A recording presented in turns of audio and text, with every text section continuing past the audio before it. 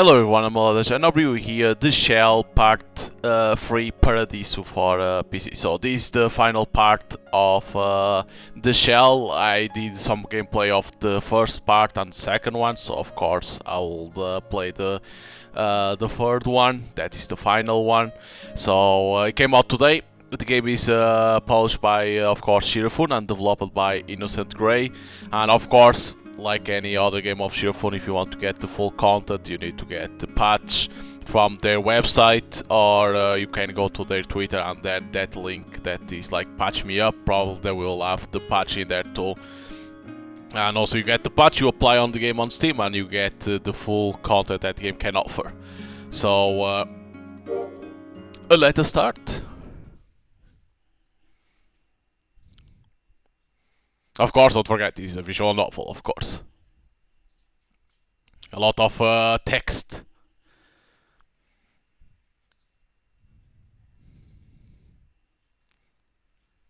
I don't know if I need to click or not. Probably I need. No. The final day of January, south snow in Tokyo, accompanying dawn's first light. It took a while for the first phrase to appear.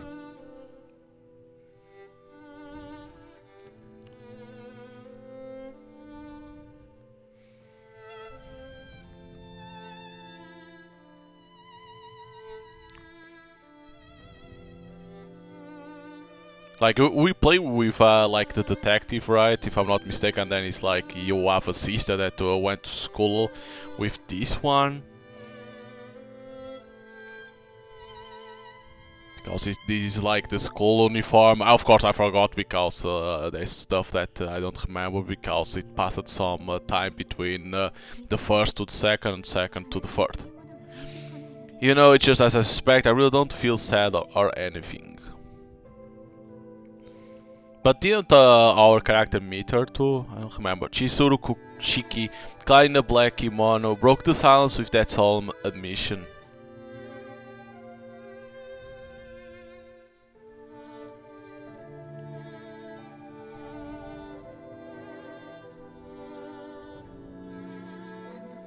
If anything, I'm simply relieved that's finally over. I knew I was a horrible mother, but not even I could have imagined I was such a monster. Chizuru shook her head. Why, I'm only holding this memorial for her because Fumiya said we had to. A deceased young woman's photo sat in her arms. I mean, ask you to handle it instead would have been absolutely out of question. I know there isn't even a body for us to bury yet, but still. Let me... Is there... Okay, let me take out here the music, the voice completely. The girl in the photo was looking away, gloomy pulse shrouding her countenance. It almost felt like she was trying to avoid meeting my eyes, unable to truly blame me for my failure. She never did smile for the camera, you know, not even once. She should run her fingers down the photo's face. Much as I tried, I failed to close the gap between us through the lens. Yet, in spite of that, I was just too scared to reach out to her without it between us. Chizuru's voice faded as she turns away from the photo, setting it down beside her. Yeah, we are this guy over here. What the hell is that? Oh, this is January 31st. Miss Kuchiki. Yes? If it's all right with you, could I have some of the tokusash once her remains are returned to you, I mean? Her ash? I suppose I don't see why not. Though clearly baffled, she sure nodded all the same. Thank you so much. There was some place I wanted to take her. Or rather, some place I wanted to return her to. If you'll excuse me then. Shizuru bowed and passed me by. All that was left was Toko's photo. Her melodious voice will grace my ears no more. Never again will she smile, weep or draw. That lone photo armored that harsh reality in deeper than words ever could.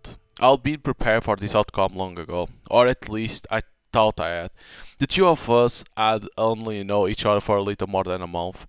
And yet, in spite of that, her absence had opened a gaping hole in my heart that will consume me over the years that will follow. I knew as the survivor, all I could do make it up to her was bear the weight of the life she lost until the end of my days. And yet, my body refused to take actions despite the howls of my soul. Thus I remained seated on the veranda, staring at her photo, her smile now only lived in my memories. I gripped the edge of the veranda, afraid the splinters stuck into my fingertips. However, I only gripped harder, for I feared I would collapse if I so much as let go.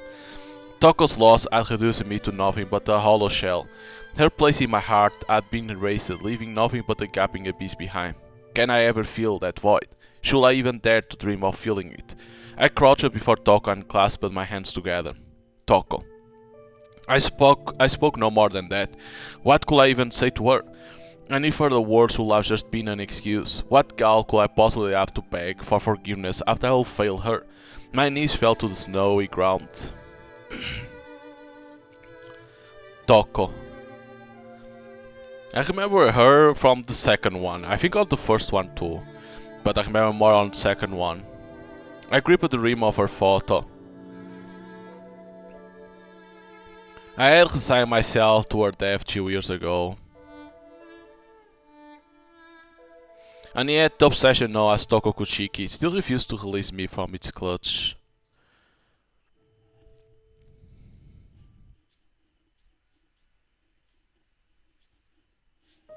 There was a girl named Toko Kuchiki. She and I, Heishi Tokisaka, met nearly 2 years ago during the spring of 1956. She came to me with a rather bizarre shop request. Find my true self. Oh yeah, that was from the first one. Yeah, that was from the first one that she said that. At first I dismissed it as a silly prank. Unfortunately, she later got in an accident and the choice had been made to amputate her limbs to keep her alive. But it was only recently that the true reasoning behind that decision came to light. She'll be pregnant. I myself only found out about that just the other day when I discovered her body. The child's whereabouts were presently a mystery. She'll vanish alongside Naori Kuruya, the man who delivered her. The police, believing Naori had abducted her, had spent the last week tearing heaven and hell apart looking for him, all while I sat on the sidelines. The reason I fed Yaginuma and his man for that decision was that there was only so much a lone private eye such as myself could handle on his own. Truth be told though, I just hadn't been able to bring myself to join the manhunt. I knew I had to find the girl, of course, that was my duty. But it was as thought finally finding Toko's body had unbound me from the shackles that held me prisoner for the past 2 years straight, leaving me immobile on the ground like an enfeebled and enervated old beggar. I was aware how hard that sounded, considering I should have known this was the only possible way things could have ended from the moment she was taken. Still, in any case, it was only at the end of January that I finally found it in me to go back outside, albeit solely to attend Toko's memorial at the Kuchiki residence. That being said, Toko's remains were still undergoing autopsy and had yet to be returned to her family. Regardless, the memorial was held all the same, probably not for her sake, but rather to bring closer to those she left behind. Yet, in spite of that, such a formality had only served to deepen the hole in my chest, for it would hammer home that she was never coming back. But even so, I had to move on for the baby girl she left behind. Otherwise, I would remain an empty shell. If I had to be honest, I doubt anything will ever replace her in my heart. But even without that said, I couldn't afford to let this void fade away, for it also served as proof she will once lived, and as such, I had to keep marching forward to defend it. I forced myself out of my torpor and trudged over to the library. There I picked up my notebook, unyoked it from the thin coat of dust that would blanketed it in my absence, and flipped through the page. Now that I was back in the game, straightened out all the details regarding the whirlwind of incidents that would come one after another starting last November took priority. Such as those concerning the Blessed Congregation, the successor of that religious organization behind those serial killings in Ueno years ago, known as Senri, or the ones regarding Yukiku Kayara, their so-called Oracle of Revelations, whom they will try to sit on their throne. She once killed her own friend. As such, she was currently in police custody. Fortunately, the psychiatrist who subsequently interviewed her had deemed she hadn't been of sound mind at the time of the murder, so she'll likely get off on the insanity plea. Still, my guess was that it will take a while to process her, meaning she probably won't be seeing home anytime soon. When everything was said and done, I was no paragon of the law nor some executor of justice, which was why I wanted to do all I could to help her out, even if she was a criminal. Thought maybe that was hypocritical as hell coming from someone whose job it was to expose others' secrets. On the other hand, we had another criminal who recently been arrested, Nanako Sawashiro. From what I heard, she'd been upfront and cooperative in her interrogation. Capital punishment will normally be her fate, considering her crime was that of patricide, but in her case she had plenty of rope to plead extenuating circumstances. Unfortunately, she'll refuse to do so much as say a word about Naori Kurioi whereabouts. That or she truly didn't know. Furthermore, there had been no news about the baby since we discovered that cabin in the mountains. Regardless, Nanako appeared to believe she was alive and well. At the end of the day, Nanako probably considered the baby her own daughter, given that she herself was infertile. I will be lying if I say that I didn't evoke any mixed feelings. Still, circumstances aside, the fact remained that Nanako had indeed brought up the baby. I had to be grateful to her for that, if nothing else. I left the library and returned to my room. Tonight was the last night of January. I covered the charcoal in the brazier with ash before crawling into my futon, drowsiness gradually creeping up on me. The night will only grow colder as it dragged on. I may not know where Naori Kuroi had taken you, but I pray that you are warm and safe wherever you might be.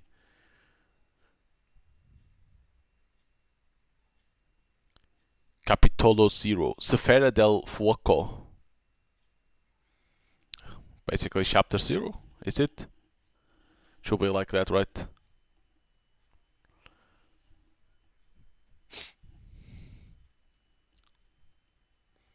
February 1st.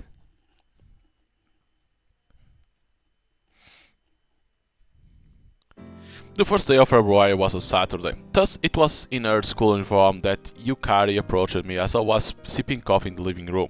Yukari, could I have the paper? Certainly. I will ask as casual as possible, yet Yukari looked away from me and fumbled over her words as thought she was trying to but failing to bring herself to say something. Just hold on a minute, I'll go get it. And just like that, she retreated to the kitchen in a fluster. What in the world's eating her? I'm so sorry about that, here you are. No need to be sorry, thanks. Yukari handed me the morning paper. Are you going somewhere today or something? Yukari, perhaps confused as to why I was up so early for a change, abruptly presented me with that question. That wasn't the plan, no. Why, is something going on today?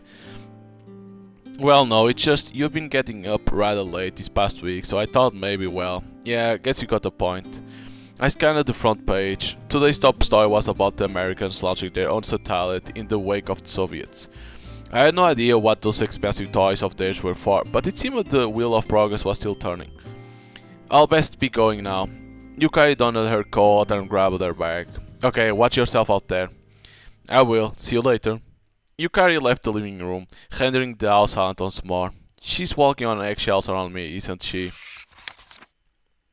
The quiet was swiftly sounded by the sound of me flipping through the paper. Eventually, an article in the local news section caught my eye. Shinsu Mamiya passed from illness in prison. Now there was a name I could never forget. He was the man who inadvertently triggered the incident surrounding Toko 2 winters back. The mad artist who transformed Toko's biological model into girl in shell. So, he's dead, is he? This revelation sparked not even the slightest of emotions in me. Frail old man and the severities of prison rarely meshed well, and he'll likely be no exception. No, wait. I grabbed at my head. This isn't right. The news should have elicited at least some sort of response out of me. But it hadn't, like my emotional capacity was waning. I thought my emotions were flowers withering in a harrowing drought. Guess I'm falling apart at the seams. I took a sip of my ice-cold coffee. It sank its bitter fangs into my tongue, clearing my head a little. Thought it would be an illness that will claim him. This was still death of a major celebrity we were talking about. Unfortunately, the article didn't get much into his death apart from the fact that it was the work of a sickness. So while there probably hadn't been any foul play, I couldn't shake the apprehension seizing my heart, groundless as it was. I reached into my breast pocket and popped a cigarette into my mouth, only to belatedly remember I'll promise not to smoke in the house. Man, I'm really out of whack. Then again, I'll be out of whack for the last week now. I chugged the rest of my coffee and folded up the newspaper. Guess I'll cool my head over a smoke. It was with that thought in mind that I donned my coat, found my car keys, and left the house.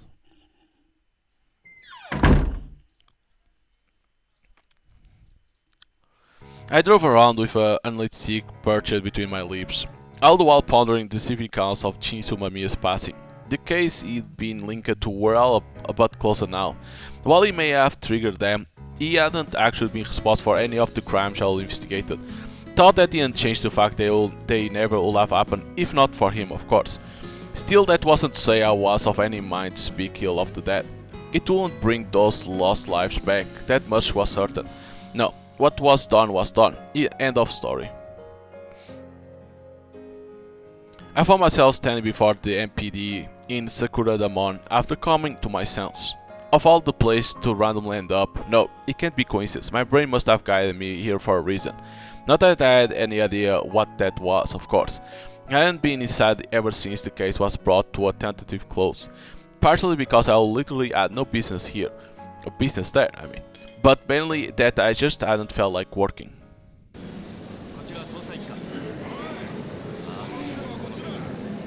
But by this point I was such a regular in this house that I could go straight up to the Criminal Investigations Division without asking for permission. Ryoshi Yaginuma was there, seated away from the sea of inspectors' desks like an ancient emperor taking stock of his navy. Yaginuma. Sir, I must say, I wasn't quite sure I'll be seeing you anytime soon. Yaginuma pushed up the bridge of his glass as he regarded me. Are you certain you are in proper condition to resume working? Gotta make a living somehow. I quite literally shrugged off his inquiry the best I could. So you say, but I haven't any work to issue you, at least not for the time being. Or has something else brought you here, perhaps? I think you can wager a guess. Unless he was keeping that copy of the morning paper wedged between a stack of documents on his desk just for show. Anyway, Shinsu Mami is passing, I presume. Yaginuma retrieved the newspaper in question and opened it. The facts are precisely as they were reported to the public. He was found dead in his cell yesterday. Heart failure, or so I'm told.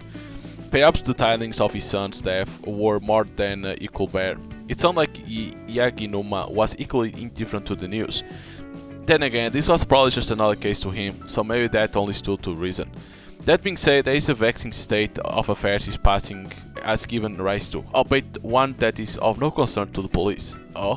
And what's that? He has no next of kin. All of his immediate family is deceased, while his distant relatives have either disowned him or are in prison themselves. Inheritance issues, huh? Still, criminal or not, he was a famous artist all the same. I'm sure his art will make quite the killing in auctions. One would assume as much, but as it turns out, he had a pile of debt on par with the value of his assets. Such is the result of creative slump, spanning a decade apparently. Yeah, I'm beginning to see why this isn't the police problem. Sorting this out was more a detective's job, if anything. Not that I expect the offer to come knocking at my door or anything. By the way, any update on Naori Kurioya's whereabouts? My super nature sparing the hunt no effort. That's about all I can say regarding the matter. So basically, you got zilch. While we do know that he was using that cabin as his own either way, it appears rather unlikely that he paid it any fees prior to his flight. That only adds up though, right? Seeing how we found no recent signs of life when we searched the place and all. I mean, hell, the last time anyone reported seeing him there was over a year ago. Indeed. So essentially the odds that you'll fly to Yamanashi were next to none. On one hand, a man his age carrying around a baby will stick out like a sore thumb. On the other, that was surely something he was perfectly aware of himself. Thus, it was highly probable he was hiding somewhere in the city, steering clear of crowded areas like train stations. But Yaginuma was no idiot. You'll all but definitely figured all that out by now. And yet he and his boys still hadn't located Naori Kuroya in spite of that. We're gonna need some more info if we want to have a snowball's chance in hell of finding him. Hey, I know this is a bit off topic, but when will the remains be released? The autopsy is done by now, I know that much. That isn't my department, so I couldn't tell you. However, I can say that we are likely the ones who will cremate their remains. Yeah, I'm aware. They couldn't just send a literal bag of bones back to her family, after all. Her memorial service was yesterday, was it not? I was unable to attend much to my chagrin. Yeah, you'll just made it awkward anyway. Maybe I should have asked Natsume about Toko's remains instead. Anyway, I've got to run. Let me know if you guys find anything. I drove to Takada Nobaba from Kasumigaseki. Once there, I parked right outside the Takashiro Clinic. However, I froze up just as I was about to step inside. Can I really keep my cool around Toko's remains? Not only that, but can I bear to see them all tampered with? I know it's all part of the autopsy and it's just their job, but... well, if it ain't Tokisaka. My musings were abruptly interrupted by a familiar voice radiating from 7 o'clock. Good to see you again, Natsum. Your timing couldn't be more perfect if you had tried. I literally just got back from shopping. Natsum unlocked her clinic as she hoisted a paper bag from Emphasis. So, what can I do for you? I was wondering if you could give me details about the autopsy on the body found in Okutama. Oh, that one? Hate to break it to you, but I ain't handling that. Oh, really? I hate how relieved I was to hear that. Yeah, smoke around the campfire as it at some university or another's got it covered. Ain't exactly much I can do with just some bones, you see. I guess they won't be done anytime soon then. Nope, but they'll send them straight back to her family for folks ask for them. It vexed me to no end that I literally didn't have the right to make that request. Wanna come in? Natsumu gestured to open the door. No, I think I'll better get going actually. Shame. Oh well, later. And with that, Natsumu opened inside. I went to Shinjuku and dropped by my office. While I didn't actually have any business there, I still needed to check up on the nitwit to make sure he hadn't died of starvation or anything. Oh wait, I haven't actually given any work to do this week, have I? For a moment I considered he may have been looking for his old friend Carlson of his own volition, only to just as quickly dismiss the notion as uncharacteristic of him. But much to my surprise I found the office empty. My documents were stacked neatly on the desk, while his blanket had been left folded immaculately in the corner. If nothing else, it showed just what good breeding he'll had. That, or maybe just what a slob I was. It was then I noticed an unfamiliar notebook on the desk. The cover read, Investigation Report. Did he make this? Normally, I'll have had scruples about reading someone's diary, but reports were a different story, and so I started flipping through it. The page I landed on was dated to last week. Question around Hashiochi Station, no sightings reported. Question around Tachikawa Station, no sightings reported. Question around Tamagawa Shosui Station, no sightings reported. Well, at least someone at these agencies out there doing their job, unlike a certain piece of shit.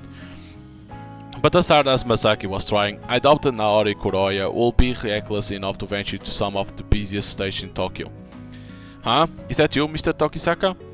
An inaptly relaxed voice nearly sent me jumping out of my skin. I turned around and behold, there stood Tomoya Masaki, my live-in employee, who practically stumbled his way into my service. Masaki, so you've been investigating, huh?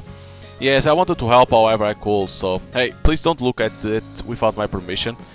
Masaki snatched his notebook out of my hands. I'm your boss, it's my job to read your reports. I wasn't planning on submitting those until I had a little more to show for them. Did you spend the day making the rounds at train stations again? Yes, but no one remembers seeing him, unfortunately. I even told them you'll have been carrying a baby, since I figured it would be hard to forget someone like that. I appreciate the effort, but I think he's smart enough to know it will be a death sentence to show his face around train stations. Yes, you make a good point. I suppose that means all my work has been a waste of time, doesn't it? Chin up, most detective work turns out to be a waste of time. We are trying to find a single grain of sand in a desert after all. I hadn't thought of it that way. In that case, I'll keep it up for the time being. Swell, just don't forget to issue me the receipts from all those train fares.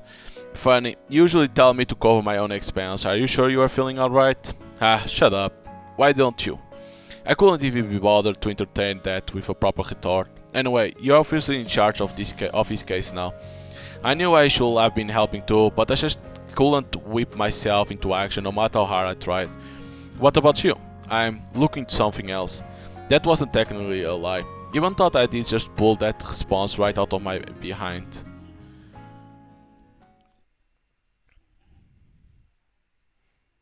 February 2nd.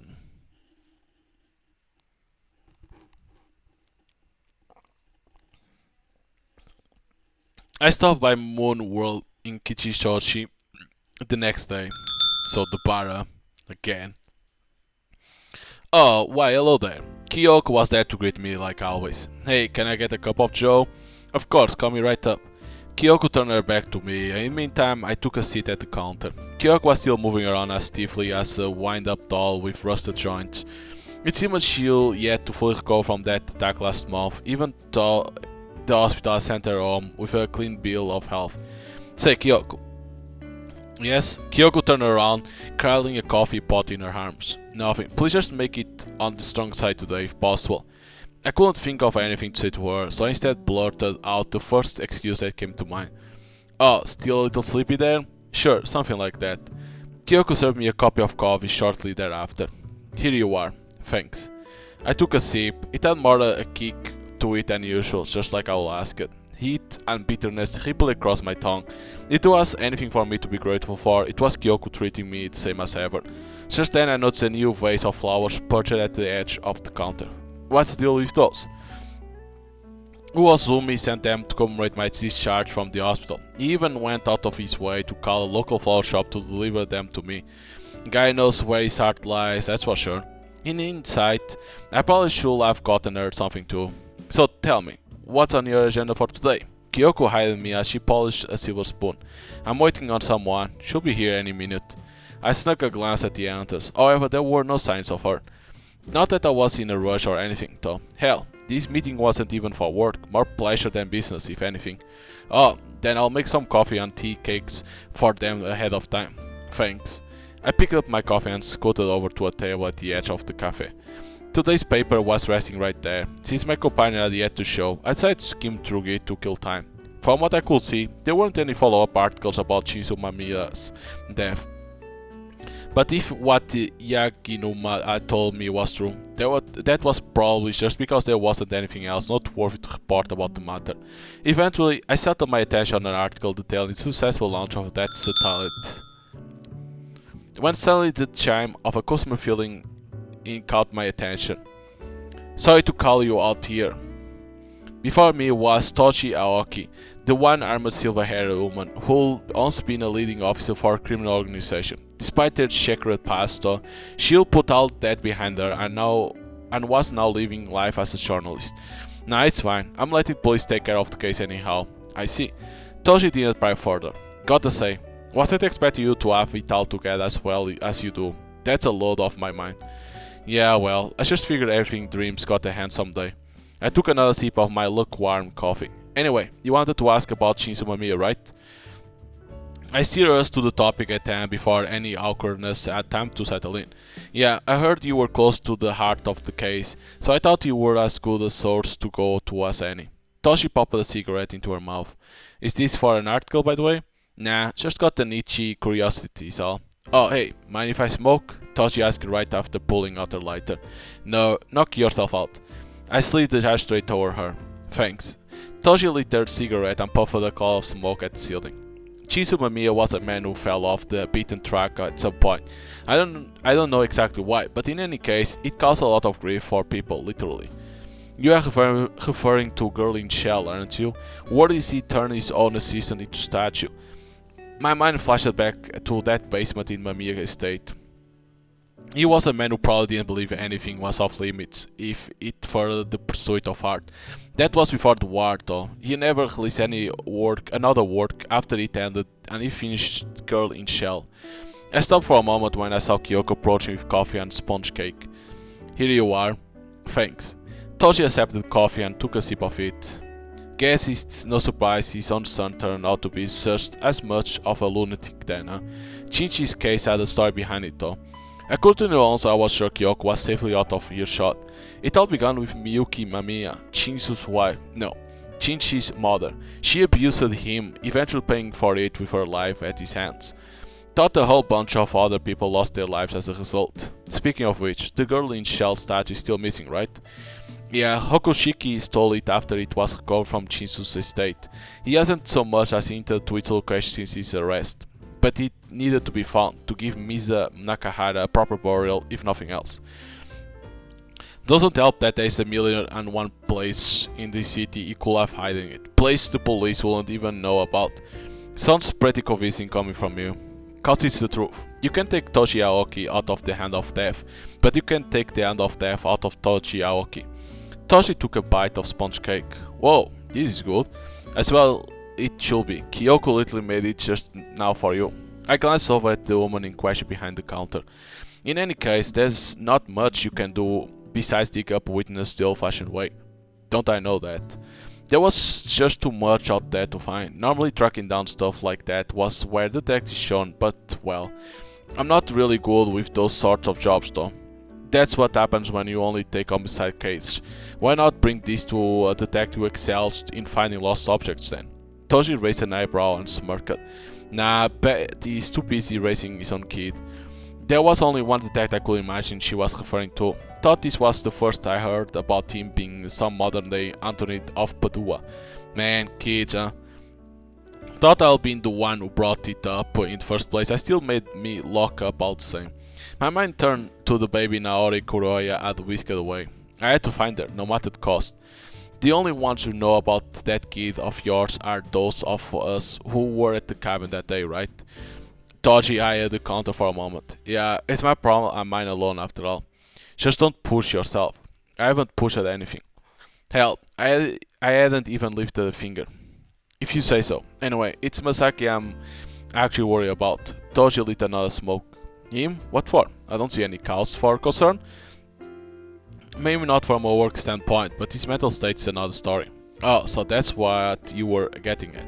He's unstable, or rather, he's so stable that it's scary. He lost a bunch of friends and family lately, yet none of it's really facing him. Yeah, I see what you mean. Thought maybe the same could be said for me as well. He was getting therapy before all this, even after Hokushiki was arrested, so maybe I should make him pick it back up to be safe. Masaki likely hadn't had a single session since the incident that would trigger our meeting, his failed suicide attempt. Thought if you ask me, it will do you a world of good to check yourself in therapy too. Probably. I chugged the rest of my cold coffee, scowling from the flood of bitterness as I answered. Percorrere Italian. Masaki beheld the hustle and bustle around Shichuku Station all by himself. He was looking for Naori, just like he told Reichi. That wasn't to say his search was limited to this area at all. He planned to search Tokyo from top to bottom. Reichi had told him his work would be a waste of time for the most part. However, Masaki had no other ideas. He was aware that Naori was too clever to venture out into densely populated areas such as this. Or maybe that was exactly what his old friend wanted them to believe, and he was in fact doing exactly that. But whatever the case, Masaki didn't know what the right thing to do was. He didn't believe he could outwit Naori. Perhaps all he was cool for was searching for a witness. Still, at least he'll likely have a much better shot of tracking down Naori if he managed to turn up one or two of those. Excuse me, Masaki called out to a woman strolling by, only he'll motivate himself. I'm looking for someone, perhaps you've seen him?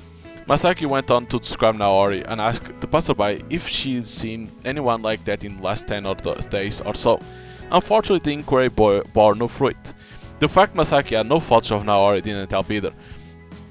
But that weighed heavier on his heart was just how few people had heard of the blessed congregation, Naori's former employer. The group had been all over the news last month, yet from the blank stares their name had evoked in many, one would think they will never existed. It just went to show how little attention people paid matters that didn't direct concern them. Life went on with no regard to those suffering in the wake of the incidents surrounding the group. He was perfectly aware that it didn't mean nobody cared, of course. That was simply the way the world worked, nothing more. Masaki leaned against a tall building nearby. His prospects of finding Naori were grim, to say the least. If only I had a photograph of him. Masaki opened his notebook to a blank page. A moment later he began sketching from memory. He drew a round outline first, then added air. Masaki nearly laughed once he got a look at the finished portrait. The result bore not even the slightest resemblance to Naori, perhaps because Masaki wasn't versed in drawing people. This won't be any help at all. What are you drawing, sir? The abrupt disruption of his ruminations nearly scared the living daylights out of Masaki. He frantically shut the notebook and looked up, only to find himself under the eye of a girl around Yukari's age. Uh, uh, was that the face portrait? Clearly Masaki hadn't closed his book fast enough. No, it was Masaki was in the midst of denying the girl's postulation when he suddenly noticed what she was carrying. A wooden box full of painting tools, unlikely for oil paintings at that, judging from the paint stains littering the surface. Oh, wonderful. That was likely my best deduction thus far. What a depressing thought. Well, truth be told, I'm actually looking for someone. Unfortunately, I don't have a photograph, so I tried sketching their face from memory, but it didn't turn out how I was hoping. Masaki explained the situation to the girl, thinking this still counted as a looking for a witness. Bear with me a moment, please. The girl set down her bag and produced a sketchpad. Could you describe that man one more time? Oh, sure. Masaki gave the girl another rundown of Naori's features. So he's tall and wearing a white robe. What about his hair? How long is it?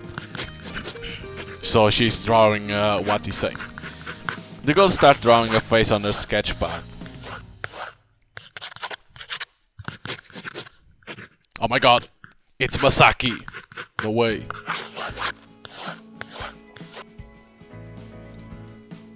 He looks like him. He may be slender on the whole, but he shall a bit more rugged than that. The more the girl corrected her drawing as per Masaki's observation, the more it came to resemble Naori Kuroya's actual face. You are quite good. Oh no, anyone can do this with enough formal training. The girl humbly shook her head. I suppose I never did have an art teacher, now that I think about it. He'll be entirely self-taught since there aren't be anyone to show him the ropes back in his hometown. So you are an artist too? The girl questioned Masaki without looking away from her work.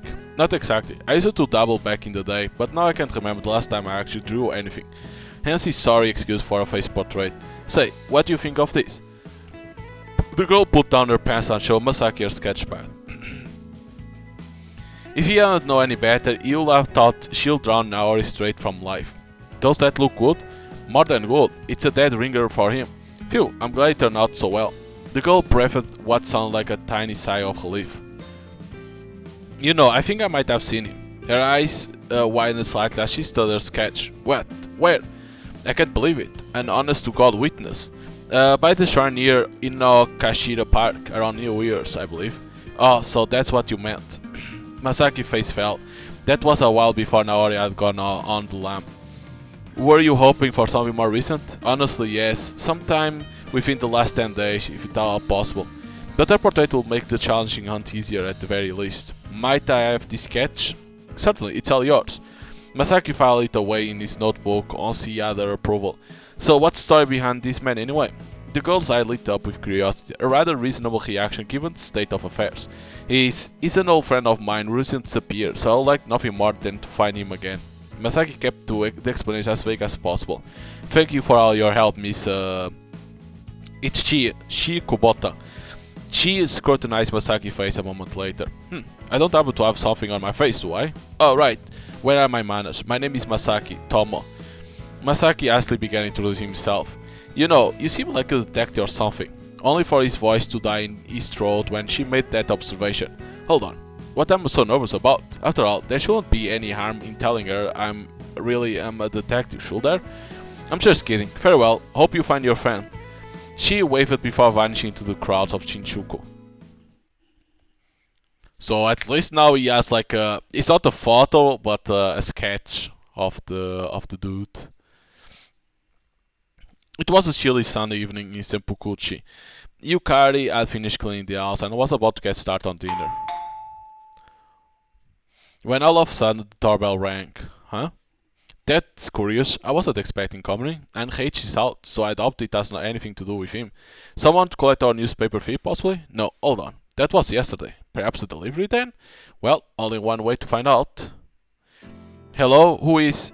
Yukari slipped on her sandals and opened the front door, only to see a man humbling away from the house. Oh, Mr. Masaki. She hastily called out to him once she realized who it was. Oh, there you are, Yukari. I was thinking no one was home. Masaki turned around and smiled. I'm terribly sorry about that. My head was in the clouds, I suppose. Huh? That doesn't sound like you. Is something the matter? Not particularly, no. At any rate, what brings you here? No sooner had Yukari asked than she realize how rude she was for holding Masaki up in the bitter winter cold. Step right on in, please. I'll treat you to some dinner while I'm at it. That sounds terrific, thank you. Yukari now assured that she'll keep Masaki from leaving, led him to the living room. Have a seat, I'll be back shortly with tea. Much obliged. Yukari filled a teapot with hot water from a kettle once Masaki was nice and comfortable on the sofa. I take it you are here to see my brother, yes? He should be back soon enough, so please wait as long as you need. Thank you. Masaki took a teacup and bowed.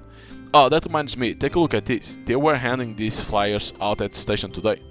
Masaki took a leaflet out of his notebook and set it on the table. Student art exhibit? Yes, they'll be holding it at the Tokyo Metropolitan Art Museum in Ueno. Or so they say. I thought you might be interested, so I took one. Hey, my. Yukari couldn't help but giggle. Is there some joke I'm not picking up on? Masaki cocked his head. Oh no, it's just I'll be featured in that exhibit as well. Huh? You don't say? Yes, I had to submit an entry last year to prove to the school I was taking the art club seriously. Well, perhaps you'll win the grand prize then. Oh no, I won't even dream of it. Yukari smiled and shook her head. The entries are entirely from art students all over Tokyo. I'm just grateful they will be exhibit my painting at all. She'll be lucky enough to pass the initial selection as it stood. Say, do you think you'll make a career out of art? Masaki Nuko's question caught Yukari utterly flat-footed. Huh? Her eyes widened in surprise. Oh, I didn't mean to imply anything by that. Please don't get me wrong. It just seemed like the direction you were going in, that's all. Masaki hastily explained himself. I see. Yukari's voice trailed off. What do I want to do with my life? It was a question she organized over numerous times, especially since she'll finally reached the stage of her life where she had to consider it. Oh, didn't think I'll find you here. Suddenly, Reichi entered the living room, just as Yukari was about to offer a response. Oh, welcome home, Reichi. Yukari halted that train of thought and rose to her feet. I'm sorry for barging in like this, Mr. Tokisaka. Masaki bowed. Say, what are you making for dinner, Yukari? Oh, I hadn't decided. What about you? Have you eaten already? Nah, not yet. I know. Could you whip up something for the three of us? Doesn't have to be anything big or fancy. Oh yes, certainly.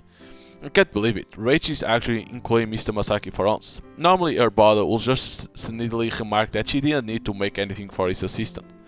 Thanks, sorry to drop this on your lap the second I get back. But he and I need to talk work, that's why you are here, yeah? Reichi directed that last question at Masaki. Oh yes, now that you mention it. Oh, for the love of, did you seriously forget? The two men shuffled into Reichi's room. Phew. Yukari sighed. She completely forgot what it was that Masaki had asked her. Something about art, I think. Not that she had time to distract them with such trifling matters at the moment though. Now that the life was finally returning to Reichi's eyes, nothing else mattered. She felt like it had been ages since she'd last seen him giving his full attention to work. Thought it had been a week by this point. The look on his face when he came back that day, like that of a corpse fresh out of the grave, still haunted her as if it only been moments since. She hadn't been able to bring herself to ask what happened. Deep down in her gut though, she'll be more or less figure it out. And indeed, it was just a few days later that the memorial was held for her old friend. While Reichi had attended, Yule simply sat outside, never once participating in the ceremony. Yukari looked at her hand. A faint impression of that cut still lingered there. It was proof how she managed to save one friend, yet now, it also served as a reminder of how she lost another forever around the same time. I have to need the rice. Even though their time with them had been so brief, Yukari considered both of them friends. Oh, it passed immediately to another day? Okay. February 3. Monday morning had arrived. I spent it slouched against the sofa, staring up at the ceiling. My mind was wide awake, and yet my whole body felt like lead. Are you alright? Yukari, all decked out for school, studied me apprehensively. Huh? Oh yeah, no worries. I promptly sat up straight. If there was one thing I wanted to avoid, it was giving my sister undue anxiety. Would you like breakfast? Sure, but could I please have some coffee first? Of course, just a minute. Yukari tersely withdrew to the kitchen. I wanted to keep my lethargy from showing, but it seemed I wasn't doing a very good job of it.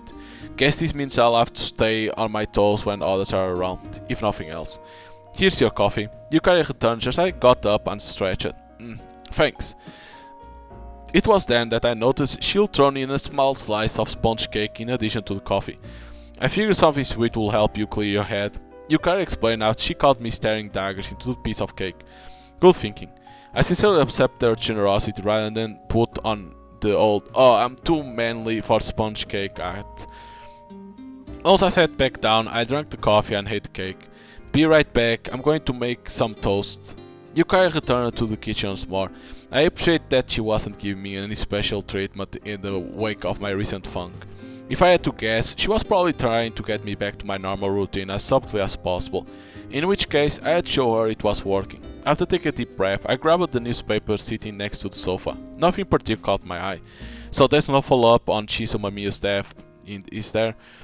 However, Yukari came back with a toast before I could investigate the matter further. Here you are.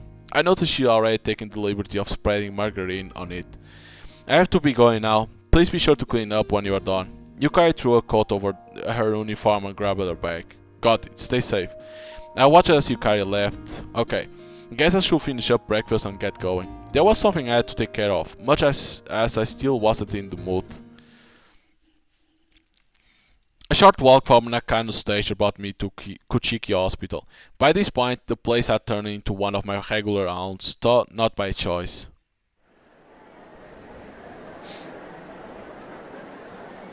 The halls were packed, being a Monday and all. Don't know if you'll be free to talk with all this hustle and bustle. I asked some old receptionist about Director Fumiya Kuchiki's availability, only to quickly learn he'll left for a meeting today. Swell, just swell. Oh well, guess I'll ask if there's anyone around with nothing better to do. Wait, no, that's way too rude. Better rephrase it. Are any doctors unoccupied at the moment? Well, if it isn't Mr. Tokisaga, what brings you here? Speak of the devil. By that I mean the unoccupied doctor part, not someone with nothing better to do bit. Good morning, Dr. Yamanouchi. Would you happen to have a minute? Certainly, just a minute, though. Koharu nodded. Perfect. I was wondering if I could ask you something about Masaki. I got down to business after making sure no one else was in earshot. Mr. Masaki? If you have a question for him, wouldn't it make more sense to ask him in person? Man, she's so right it hurts. I mean, you're not wrong, it's just I was hoping you could introduce me to his therapist. Oh, that will be Dr. Kaede Watanuki. Unfortunately, she isn't here today. Kaede Watanuki. So, she's Hokushiki replacement, huh? I see. Masaki hasn't been coming in for any sessions lately, so I was hoping to change that. When will she be around? Well, she's supposed to be in this Wednesday, but I can't guarantee she'll be free. I assume as much, yeah. In that case, just had to send Masaki here on Wednesday. Thought was to say if that will actually help him at all. Oh, by the way, is she treating Michiru Shirosaki too? Why yes, we were rather understaffed at the moment when it comes to psychiatrists, you see, so... Oh, speak of the devil. Koharu's eyes shifted to something behind me. Curious, I turned around. Who the hell is this? Michiru. Oops. Standing there was a girl in a hospital gown with bands shielding one of her eyes. Michiru Shirosaki. I said not to bring up how her hands were stretched out like she'd been trying to cover my eyes and give me the shock of my life. Oh, what were you up to? Nothing. Michiru lowered her arms and turned away in what almost appeared to be a huff. I'm sorry, but I have to be going now, if you'll excuse me. Koharu bowed and walked away. Michiru and I were left alone in the hallway. Thought I was tempted to ask her about Kaede Watanuki. I dropped the idea after realizing I probably wouldn't get anything out of her. Then again, Michiru was still one of the woman's patients, so I could at least inquire about the good doctor's reputation. Or so I would if that didn't involve actually taking Michiru's word for it. Hey Pops. The unintentional irony of the title was not lost on me as Michiru started tugging on my sleeve. I decided to entertain her after seeing conspicuous irritation with my apparent cold shoulder clouding her features. Yeah? You wanna ask about Kaya, don't you? Cynical little snoop, aren't you? I'll be lying if I say no, yeah. Can you tell me what she's like? I made my inquiry after taking a seat on a nearby bench. A total screwball, said the pot calling the kettle black. But nice, she gave Carol a bath last time we saw each other. Really no. Sounded like she was good at what she did at least. Then again, maybe it only seemed that way because all I had to compare her with was a man as vile as they came. Pops? Ha, yeah, what is it now? Are you lonely? I was rendered speechless by that abrupt shot to the heart. No? Maybe? I tousled Michiru's hair as trickle of sardonic chuckle slipped through my mouth. She had a knack for cutting people right to the core, that much was certain. Maybe she'll gain that talent in exchange for her eye. Nah, that would be crazy. And I'll be crazier for believing it. I'm still empty, that's for sure. Then you're better off not trying to fill that void unless you're ready, if you ask me. Michiru scratched at her bandaged eye socket. You know, you might be onto something. Little good ever came of rushing and pushing yourself. I took Michiru's hand and dragged it away from her eye socket. Michiru looked up and pointed down the hallway. See something you like? I turned to find her staring at a young woman strutting our way. Kaya! Oh, so that's Kaede Watanuki, huh? She's a lot younger than I expected. Relatively new to the trade, huh? Maybe? In any case, it was actually a relief to see she wasn't some old hand like him. Dr. Watanuki stopped in her tracks when she saw Michiru. Hey there, Shirosaki, who's your friend? A mobster. Oh really? Sounds like Squid Hoa Kalden. Wait, please, don't take her seriously. I frantically stopped Dr. Watanuki when she began to turn around. So you say, but you are not her dad either, are you? Hey, you don't have to look that disgusted by the idea. Less reliable than an ashtray on a motorcycle, I think. Huh, I see. Oh yeah, that's a lot considering you are actual pops, kiddo. Still, this was one hell of a first impression she was smirching me with. No, but seriously, who are you? I might throw you to security for real if I don't like what I hear. My name is Heiichi Tokisaka, I'm a detective. Oh hey, I've heard of you. Now I finally got a face to the name. She stood up a little after I identified myself, meaning Koharu or someone had probably told her about me. Tough luck though. You'll have to come back Wednesday if you want a session, sorry about that. Think I'm begging to see why no one's mentioned this lady to me before. No, that's not what I'm here for. Thing is, I heard you were seeing Tomoyo Masaki. He worked for me. Him? She changed her tune again. If I had to guess, this was probably what she was really like. Couldn't have asked for better timing. Mind telling him to drop by every now and then. Shouldn't be too much of a hassle for him unless he's got both loads of work or a lady friend keeping him occupied or something. Sure, I'll let him know. I guess it's only natural that he hasn't been by since that murder. Suddenly she stopped short. You say you were a detective, right? I take it that means you know all about it. I do, yes. I mulled over the incident that all brought me and him together. It was a murder that will have repercussions for this hospital too. She was such a fine nurse. I heard the basic details of the case, but I can't wrap my head around of any of it. I still have to admit I find it interesting, professionally speaking, of course. You're better off asking Masaki about it instead. Will you be free for a session Wednesday? Think so. I just stopped by on a whim today, but my schedule open all day Wednesday. Great, I'll be sure to tell him to pay you a visit then. Oh, but you are welcome to stop by anytime if you need a session yourself. Can't give you any discounts though. Thanks. That was the only answer I could give her. I couldn't tell if she'll be seen right through me or was just throwing in a shameless plug.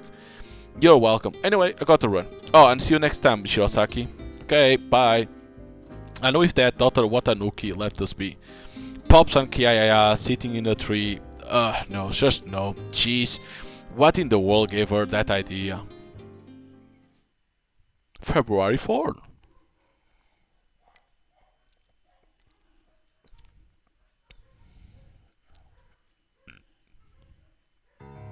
I marched through the chilly Tuesday afternoon, here from Shinjuku Station to my office like a Soviet officer trained in Siberia. I couldn't just keep sitting around on my rear end 24/7. Not when I had mission to take care of finding Naori Kuroya. Not here, huh? I've been hoping to ask Masaki how far his investigation had progressed, but he wasn't around. Hopefully he's out there continuing the search. I took a look around the office, thought it was more like Masaki's bedroom by this point. Not that I had a problem with that, though, seeing how rarely I actually did any paperwork. I took a stack of documents off a bookshelf. They were all related to past cases. Their page played host to all sorts of info, both on matters I'd seen for myself and those I hadn't. However, none of them concerned Naori Kuroya. Thought that was all my fault for not sitting down to organize the details of last month's case yet. Same for the case that will happen in spring 1956. I'll go over the whole thing and put things in order once my head's in a better place. Thought I didn't know when, I believe that day will eventually come. I swung back over to the station as I was done at the agents. Time to do some serious legwork today.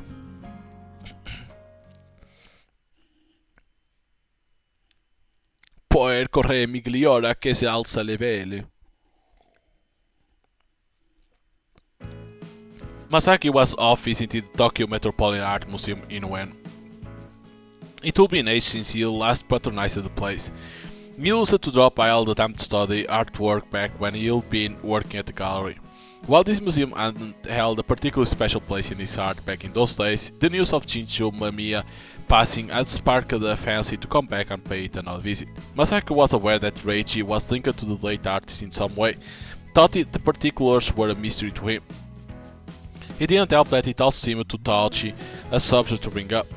Thought not completely sure, he got the impression that mentioning it to Reiji was taboo. Masaki looked over the paints on display. While he heard Shinzo Mamiya works were now a permanent fixture of this museum, he saw no signposts to indicate where they were exhibited. Perhaps I should ask someone who works here then. Masaki scanned around until he found a female employee settled in a chair. Excuse me, would you mind if I ask you something? What? While the woman staggering to her feet in response looked like a foreign, she appeared fluent in Japanese. Where can I find Shinzo Mamiya's artworks? I heard that they are in this museum.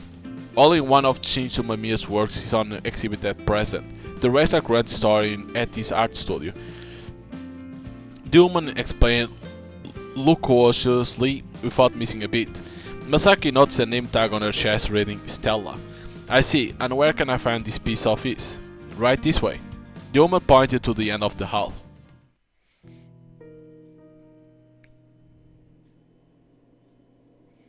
Skulls, and then like, oh, it's her, like coming out of a shell.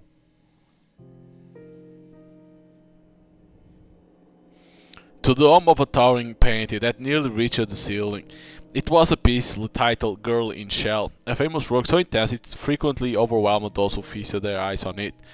Masaki himself had seen this painting on numerous occasions. However, this was his first time looking up it after hearing the story of its true origins. As such, it now looked like madness incarnate. Word has it that Shinzo Mamiya started work on this in a frenzied burst of passion after losing bridle over his darkest desires and repressed impulse. A familiar voice suddenly chimed in from the right. Masaki turned to find a woman standing there. Long time no see, Misaki. It's actually Masaki, Miss Maezono. Thought you gotten his name wrong. Masaki still remembers her clearly. Sei Maezono. Thought both worked at the same art gallery back in the day. Sei was an art star while Masaki had been hired to take her place when she left temporarily to study abroad. It's good to see you again. I'm sorry for just leaving you and boss to fend for yourselves on such short notice. Masaki bowed. No need to apologize, he's the one who fired you after all. That said, what brings you here? Last I heard you were doing time for artistry. What? No, not at all. Thought I suppose I was detained under suspicion of being a criminal. Oh, then what about the con artist part? Hardly, that isn't true either. Technically it was, but he really didn't want to get into that. Especially when the explanation will just spoil the day of a former co-worker who had been so good to him in the past. Gosh, she's still the same enigma as ever though, isn't she? She was that what people call an artist in that sense. But while an exhaustive individual to spend time with, she was by no means a bad person. Anyway, how is boss doing? Same old, Sei shrugged. He still buys paintings for cheap before putting them on sale for a profit after I fix them up. Thought he does have a good eye for art, so sometimes we actually do manage to sell a painting or two. I'm sure he has only your skills to thank for that. Thought they only worked together a short time. Masaki was truly convinced that her art restoring skills were next to none. They had just opportunities to polish up my skills really. Say looked up at Girl in Shell. I've heard the model for this painting was also an art restorer, albeit one was subsequently murdered. Clearly Sei had no idea that Masaki was now acquainted with someone who had been close to the heart of all that. Then again, I got that from a tabloid, so who's to say how much truth there is to any of it? Sei laughed. Misa Nakahara. The model for this painting was an adept art restorer. She also excelled as Shinzo Mamiya's assistant. Masaki's heart nearly stopped for a moment when the nearby employee chimed in unprompted. Is that right? Thought patently thrown off, save for the smile all the same. Mr. Tokisaka never told me any of that. The man had been closely tied to that incident, and Makoto Fukushiki yet barely had he spoken so much as a word of them to Masaki. Oh dear, look at the time. Say check the clock. I have an appointment with my pupil now. You have a pupil? Yes, I teach art whenever I'm free. Anyway, be seeing you. Sei waved and strutted off, leaving Masaki stuck with the eccentric employee all alone. Tokisaka, you mean Heichi? The woman Stella carefully studied Masaki's face. Do you mean to tell me you know him? Yeah, Stella nodded. Some more context would have been greatly appreciated. Why is it that he attracts so many odd characters? Masaki muttered, keeping his voice low enough so Stella couldn't hear. Oh, I need Reichi. Be here Sunday. Huh? You have business with Mr. Tokisaka? Yeah. Should I be interpreting that as a message to him? For someone so erudite on art history, she certainly wasn't doing a very good job of explaining. Seriously, it's like he has a zoo of oddball acquaintances. And what's the problem with that? Everyone in this is weird. I returned home after poking around the city. My stomach growled at the pungent aroma of miso soup wafting from within. I'm home. Oh, welcome back. Yukari popped out from the kitchen. I'm sorry, but please sit tight for a few more minutes. Dinner will be ready soon. Got it, thanks. I went to my room and changed into a kimono. Once I was nice and comfortable, I sat at my table, opened my notebook and reviewed the place I would visit today. My search had taken me all the way in the direction of Yokohama, yet I still hadn't turned up hide nor hair of Naori Kuroya. The more time passed, the more people's memory faded. That includes not just those of strange faces they will only briefly seen, but also the incident itself. For as big of a deal as this case was to me, it wasn't any skin off the nose of the general public. Not that I resented them for that when everything was said and done though. While I wouldn't go so far as to force them to never forget, I still wanted to find whatever clues I could while it was all still relatively fresh in their minds. The doorbell rang just as I returned to the living room. Can you get that, Reichi? I nodded to myself and headed for the door. Who'll be coming over this late? Good evening. Oh, it's you. It turned out our mystery guest was none other than Masaki. Need something? I plopped down onto the sofa before giving him my full attention. Yes, well, not me per se. Are you familiar with Stella from the Tokyo Metropolitan Art Museum? Yeah, what about her? Mary Stella. Now there's a name that brings me back. She'd been a big help in the previous case. We hadn't seen each other in a while though. Well, it sounds like she wants you to visit the museum on Sunday for something.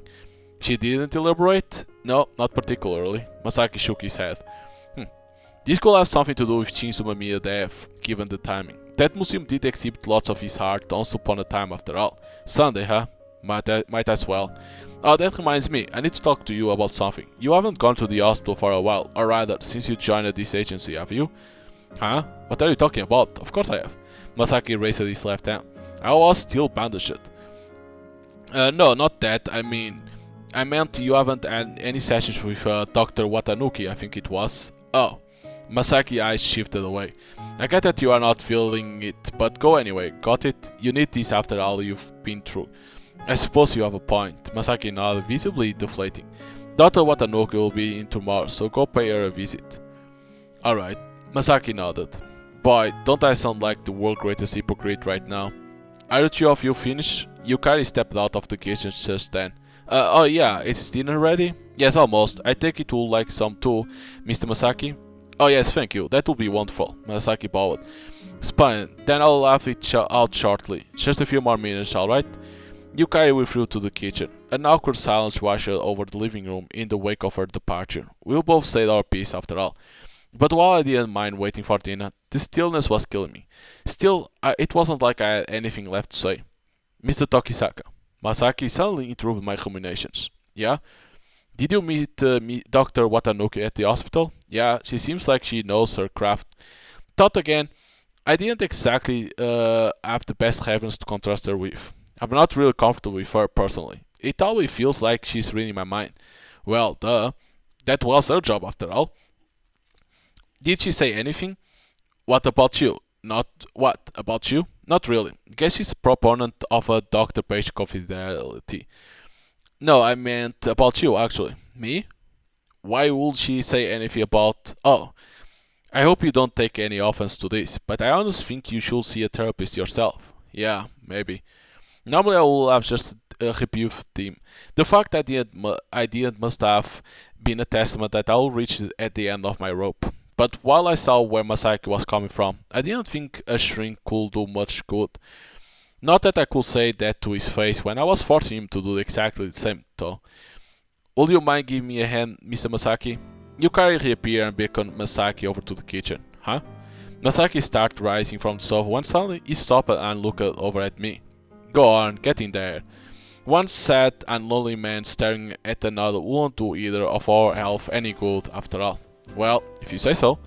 Masaki gave me a look before following Yukari into the kitchen. He saw right through me, didn't he? I brought you some tea, Reichi. It wasn't long before Yukari returned with a teacup in hand. Thanks. Hey, what happened to Masaki? He's grinding sesame seeds right now. Guy needed to earn his keep somehow, so that was as good as anything. Seems like it will be a while longer though. Which made this the perfect opportunity to step outside for a smoke. No wait, all we have left to do is dress the vegetables with sesame. Yukari grabbed my sleeve just as I was getting up. Guess I can put it off if that's all. But Yukari kept clinging to my sleeve even after I sat back down. Yukari, do you need something else? No. Yukari actually let go and looked up. Say, Heichi, are you alright? I couldn't help but smile dolefully at her question. I'm fine, no need to worry. Well, if you say so. She doesn't believe me, does she? Even so, that was all I could really say. I'm hungry, so try to hurry dinner along if you can. Yes, of course. Yukari got up and went back into the kitchen. Oh, brother. And here I thought I'd been doing a good job of pretending everything was fine. Shortly thereafter, Masaki and Yukari emerged from the kitchen with bowls on trays. Dinner's ready. Meat and potato stew, huh? It's just ordinary meat and potato stew, right? I had to ask before I unwittingly poisoned myself with some Australian dung beetle or something. I don't know how you will define ordinary meat and potato stew, but I didn't put anything funny in it. The most I did was season it with ground sesame seeds. Yukari gave me a puzzled look as she served the rice. Say, this black stuff is seaweed, right? Masaki timidly voiced that question after studying his meal. Yes, why? Is that not normal? Yukari's eyes turned to me, her confidence wavering. No, of course it is. It's normal, completely normal. Much better than putting in something that only looked like seaweed anyway. I'm not sure why that bore repeating, but I suppose I shouldn't mind. Go ahead, have as much as you like. I nodded and helped myself to some miso soup. As far as I could tell, it was just ordinary radish miso soup, thankfully. So, you're going to the art museum on Sunday? Oh yeah, that's the plan. Why do you ask? Well, they are holding a special art exhibit there, so I was wondering if I could tag along. Yukari momentarily glanced at Masaki. Good grief. I can probably take care of whatever Stella needs by myself, so I'm good with that as long as he chaperones you. I see, then I'll borrow Mr. Masaki in that case. No need to give him back. I will. Please rest assured. You know, I really will appreciate if you would both stop objectifying me. A sulky Masaki grumbled from across the table. Come on, we are just teasing. Here, I'll give you a carrot to make up for it. I chucked the carrot into Masaki's rice bowl. Sometimes I feel like the older sibling in this family. Yukari heaved a disgruntled sigh. February 5th.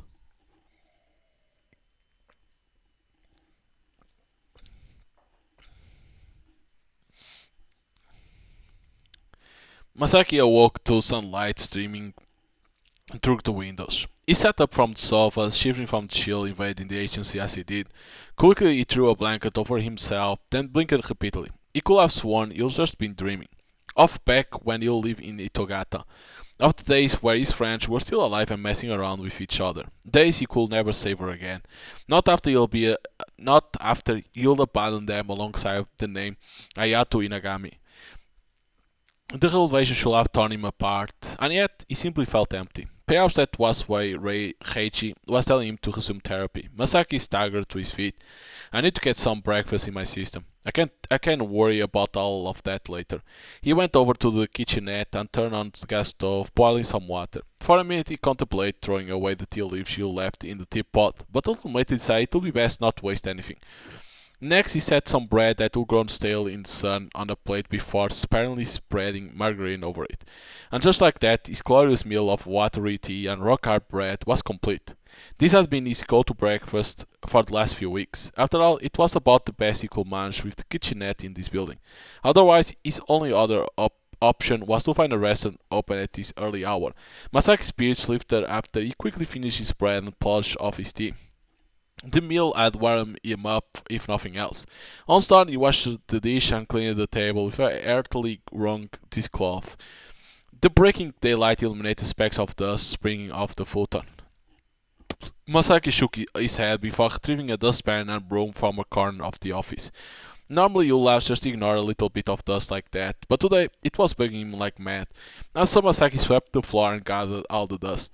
Not that there was much to begin with, seeing how he cleaned the edges on a regular basis. Still he did all the same, pushing what little there was into the dustpan. He then dumped the contents into a trash can resting in the corner, taking care not to miss his target. But right as he was about to move to London, Masaki finally realized what was happening here. He was just procrastinating, plain and simple. Distracting himself with this sort of menial work allowed him to forget everything he wanted to get away from. So he was taking advantage of it. Masaki checked the clock to find it was past 9 a.m. The hospital's open now. Much as it depressed him, he had to go. Thus Masaki donned his coat and got ready to leave. If nothing else, going today would spare him a week worth of grumbling from Reichi. Masaki took the Show line from Shinjuku Station to Nakano Station before taking a short walk over to Kuchiki Hospital. The waiting room was loaded with patients, signaling that morning checkups had begun. Masaki checked in with receptionists and waited in the hallway. Thought this was hardly his first session. It would be so long since he last one that he was getting antsy. If he had to say so, he personally believed that his mental state had improved considerably since his failed suicide attempt. That, or he was just deluding himself. "It's your turn, Mr. Masaki." Masaki rose to his feet and also his name was called. After a while he was taken to a different room than the rest of the patients you'll see today. "Excuse me, I'm coming in." Masaki opened the door after a few moments' hesitation. "Long time no see."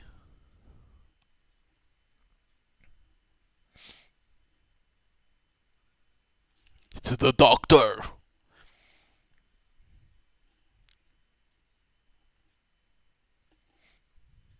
Before him was Dr. Kaed Watanuki, sizing him up from her desk. "It's a pleasure to see you again." Masaki bowed. "Have a seat." Nodding, Masaki sat on the sofa she's indicated. "Good, now let's get down to business." Kaed began rifling through what appeared to be Masaki's chart. I see.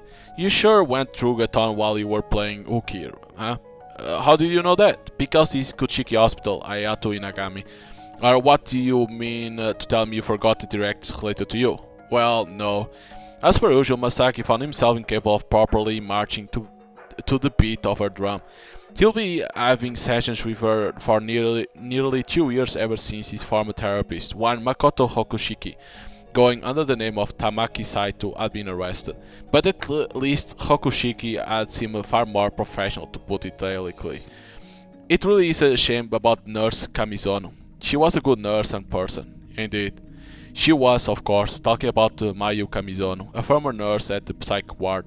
It had been her murder that would turn Masaki's life upside down.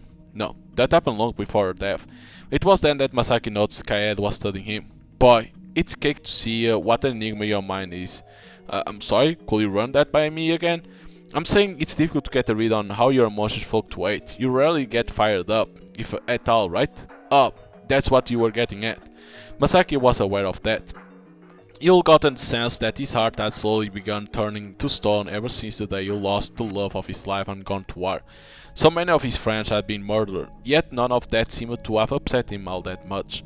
He didn't even know if he had actually feeling joy when he was supposed to be. So tell me, how do you feel about your new job? Think it's worth it? Yes, I do. I didn't when I started out though, not particularly at any rate. That's good, wanting to work is a sign that you are not in any urgent need of treatment.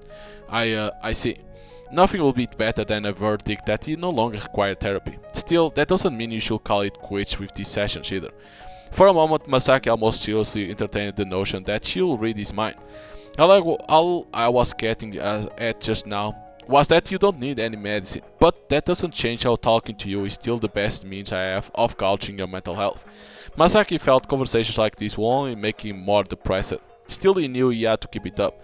He wanted to be as stable as possible, even if this session should only help a little with that. Alright then, what do you say we hold our next session in about 2 weeks? Does 17th work for you? The 17th? Masaki checked the calendar on the wall. February 17 was a Sunday. Unfortunately, he had no idea what you'll be doing then. It should, I think. Good. Oh, I don't play Truant this time, got it? It makes me sad when you stand me up. I'm sorry about that. I thought it was your job to put me at ease, not threaten me. Masaki left Gaet's office and waited for his receipt. He didn't feel like he'll really accomplish anything today, but that was how it usually went. People won't need dedicated therapists if they could just get over their problems with a single conversation after all. Masaki sat on the bench and closed his eyes. When he next opened them, he found a familiar stuffed rabbit shoved up in his face. Whoa! Oh, you are up! Behind the rabbit was a bandaged girl in hospital gown, Michiru Shirosaki. Of course I am. Do you really think I will fall asleep in the literal blink of an eye? Maybe. Michiru took a seat next to Masaki. Stuffed rabbit still clutched dearly in her arms. Hospital? Michiru simply named their location as thought she'll ask the most obvious question in all existence. If Masaki had to guess, she was probably asking if you'll come for a checkup. More or less, you are a patient of Dr. Watanuki's too, aren't you? Yep, she's a total screwball. You can't certainly say that again. But nice, she gave Carol a bath last time we saw each other. Michiru hugged her stuffed rabbit, Carol. She also put my eye back in when it fell out. Masaki simply kept silent, knowing that topic wasn't exactly the easiest to spark a conversation out of.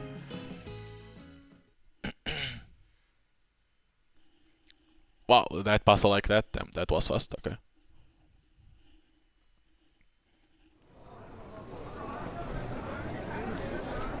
I took the train over to Ueno. My current stage was to go from place to place and look for Naori Kuroya in whatever time I could find. The police were doing the same, of course, which meant I had to hunt him from a different track. I scanned the crowds until I spotted a familiar mop of silver-haired Tochi. Oh, there you are. No sooner had she greeted me than she handed over a stack of documents. Inagami Pharmaceuticals employee roster, just like you asked. Thanks, sorry to make you do this. I flipped through the documents. Better be. You have any idea how hard it is to get info on a lab that's been closed for age? Oh, speaking of which, I can't guarantee how reliable any of this info actually is. I know, but the police are already investigating the Blessed Congregation followers, so I had to tackle this from another angle. I thought the cops already knew about Naori Kuroya ties to Anyagami Pharmaceuticals though. Sure, but his link to them is tenuous at best, at least compared to the one he had with Blessed Congregation. So for all we know, an old friend of his from those days could be harboring him. I recognize numerous names on the roster. Unfortunately, most of them were dead or behind bars. Guess I'm just gonna have to do this the old-fashioned way. Hey, don't push yourself, you hear? You are not exactly. I know, I'm taking breaks when I need to. I was just worried you carry otherwise, and that I couldn't have. Then again, maybe it was already too late to avoid that. Nevertheless, I had to make the effort to at least go home and get some sleep every single day. Guess I'll just have to take you at your word. Anyway, what's your plan? Gonna crack down on these people? Yeah, I think I'll continue the hunt while tracking down the people on this roster. Seems a guy named Fukagawa was the one who lives closest by. Thought I didn't imagine I'll find my target right off the bat. I had to get down to business, for this was my only hope of saving that girl. What? Alright, passed another one? February 7.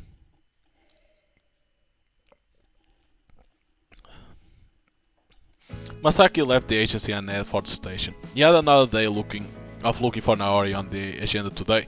That day his old friend whereabouts were just as much of a mystery as they'd been 2 weeks ago. Some things never change, I suppose. Naori always had been the best in their group at hide and seek, the hiding part anyway. What's more, you'll often hide in unexpected spots, not places hard to find. And what will be more unexpected than Shinjuku, the heart of Tokyo? That wasn't even getting to how it certainly wasn't short of place to lie low, considering it will also the black market. However, Masaki knew he wasn't the man for the job of searching Shinjuku. After all, if he made too much noise, no matter how good his intentions, Naori might find out and make a break for it. Masaki was aware he was just making excuses to himself. Still, it was true, he couldn't do anything reckless. All he could do was put his faith in the police. Knowing Yaginuma, he would have searched populated districts like this first and foremost. Masaki was approaching Kinokuniya when he suddenly came to a halt outside. Someone carrying large objects was drawing near. How are they supposed to see with those things blocking their eyes? Masaki moved to the side so they wouldn't collide. Oh, only to recognize the woman passing him as none other than Sei Maezono. Huh? Sei stopped and turned to Masaki. My, if it isn't Misaki, it's Masaki actually. Clearly her memory of his name hadn't improved in the 3 days since they last met. I see you have been out shopping, certainly a lot, wouldn't you agree? Oh, you mean this? I found an antique shop with a lot of old paintings, and next thing I knew, I bought them all. I see, are you going to store and sell them? This won't sell, they are pieces drawn by a nameless student some 3 or 4 decades back. No, I'm just gonna use them as reference and materials for painting restorations. Materials? But aren't specialized materials used during the restoration process? I thought the idea was to store them so they could be reverted to their original appearance at any time. Some buyers don't want that. They prefer them to maintain their aged appearance even after being restored. I see. Hence the need for old paintings and materials. Art restorers could use coffee and the like to give paintings an old-fashioned appearance. Those were likely the ones treated as so-called antiques. Still, those look heavy. Let me help you carry them. Much as I feel guilty about it, I'll appreciate the assistance. These paintings are murder on my arms. Sei handed some of them over to Masaki. They were swaddled in what appeared to be cloth. You need this for the gallery, right? In that case, let's take the Keijo line to Shofu. The gallery in question was located a hop, skip, and a jump away from Shofu Station. Oh wait, you don't know, do you, Misaki? The gallery moved to Kichichoshi shortly after you were let go. Huh? Is that right? Yes, boss thought you'll see better business over there than Shofu, you see. I suppose that stands to reason. The only clientele we ever attracted were people who ran other galleries, for the most part. It's over on Inokashira Street, right by a railroad crossing. Oh, that's fairly close to the station, isn't it? Then let's go. Masaki strained his grip on the paintings and headed to Shinjuku Station with Sei.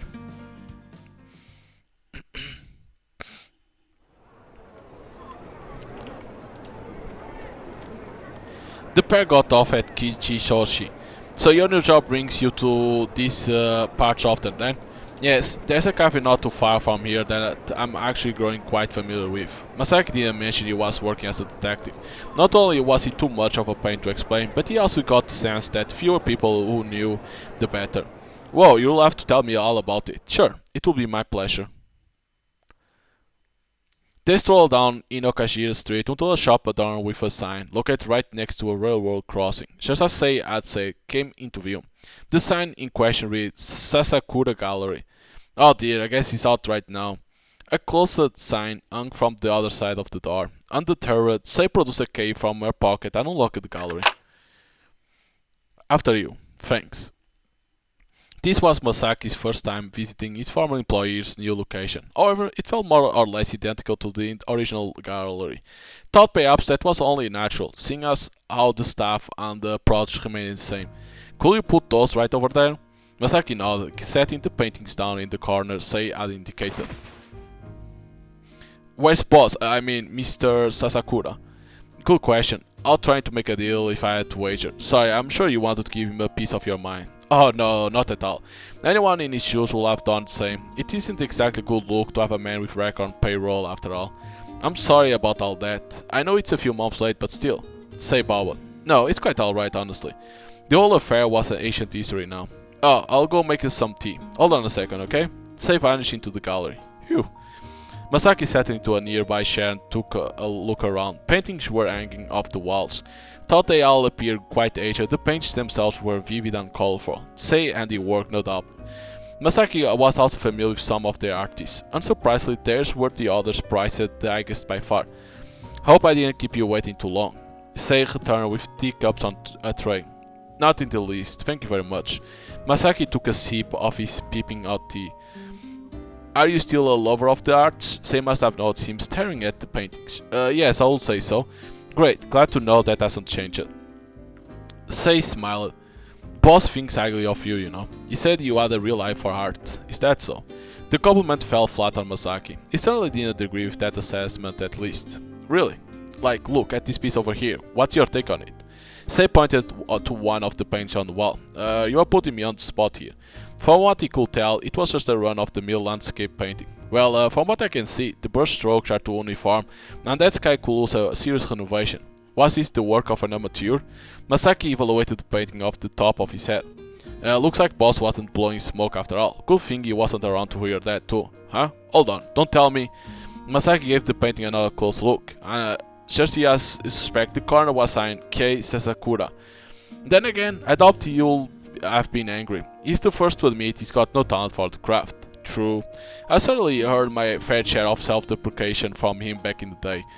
And yet Sasakura loved the heart regardless. Terribly sorry, but I need to get back to work now. Masaki set down his cup and got up. Thanks for the help, you really were a lifesaver. Of course, anytime. Thank you so much for the tea. Masaki left the gallery following that exchange of gratitude. February 8th.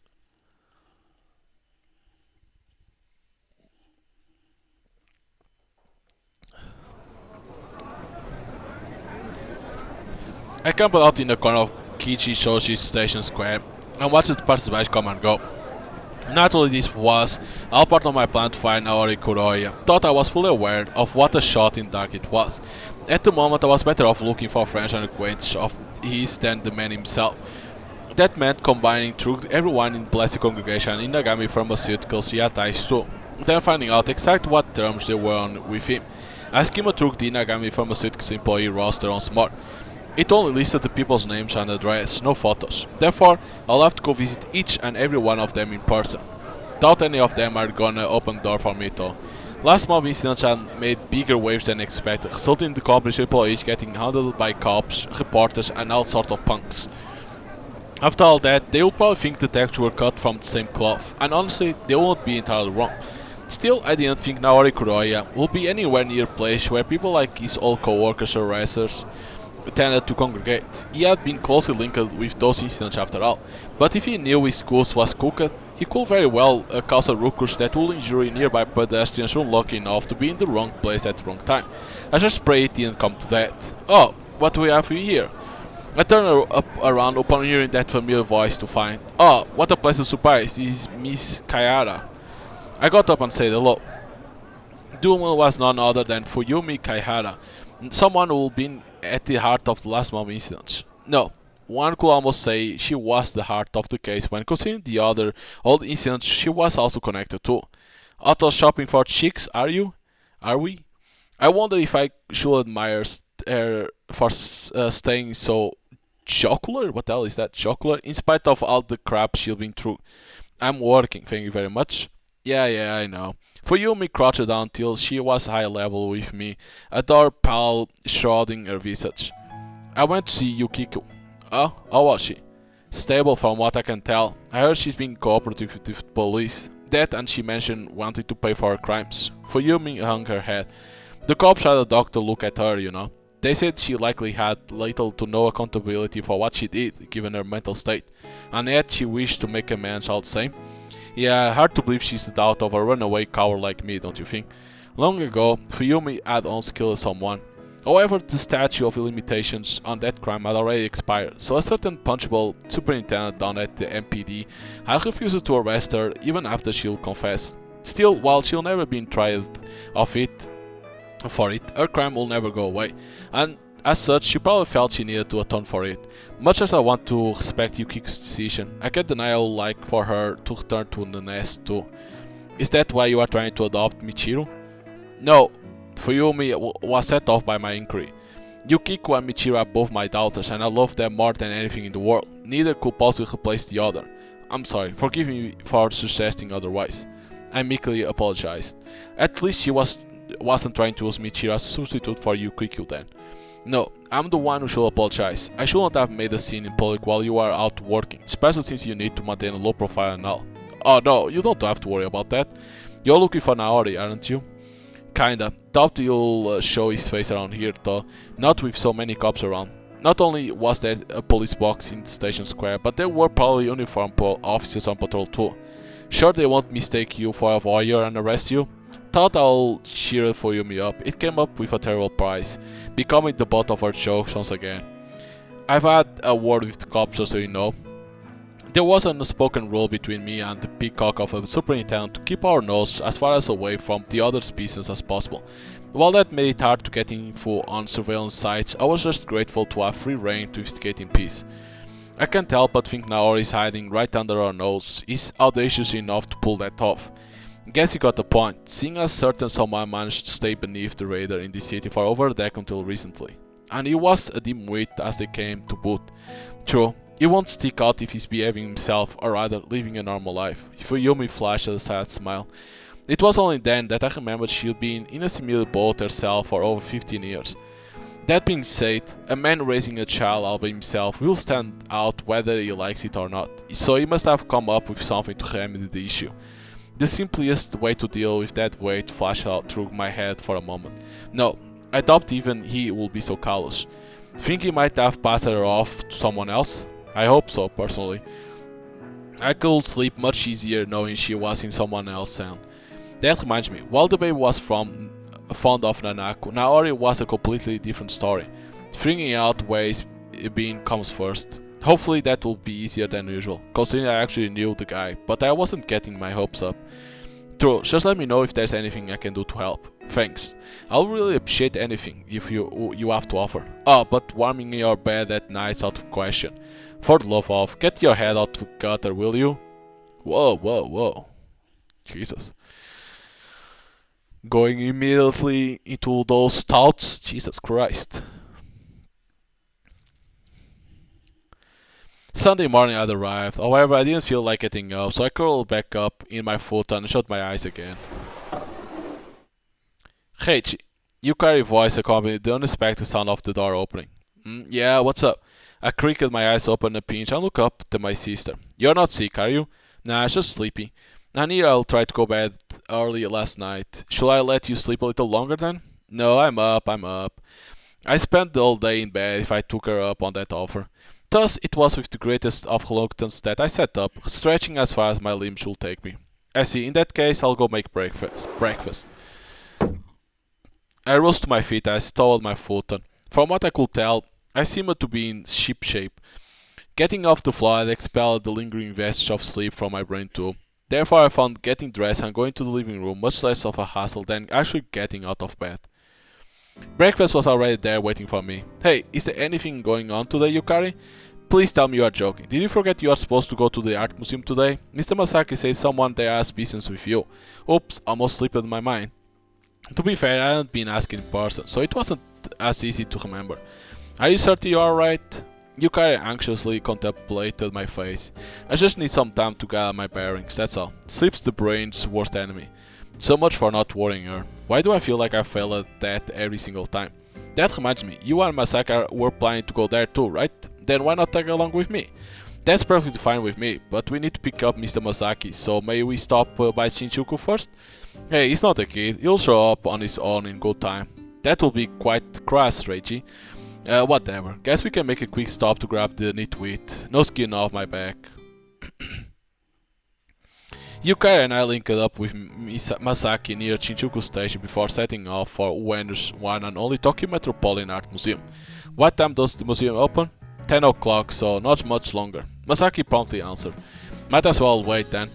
I had a seat on a nearby bench. Yukari and Masaki flanked me both from both sides. So this is it, huh? I noticed a banner reading Student Art Exhibit, probably decking out the museum.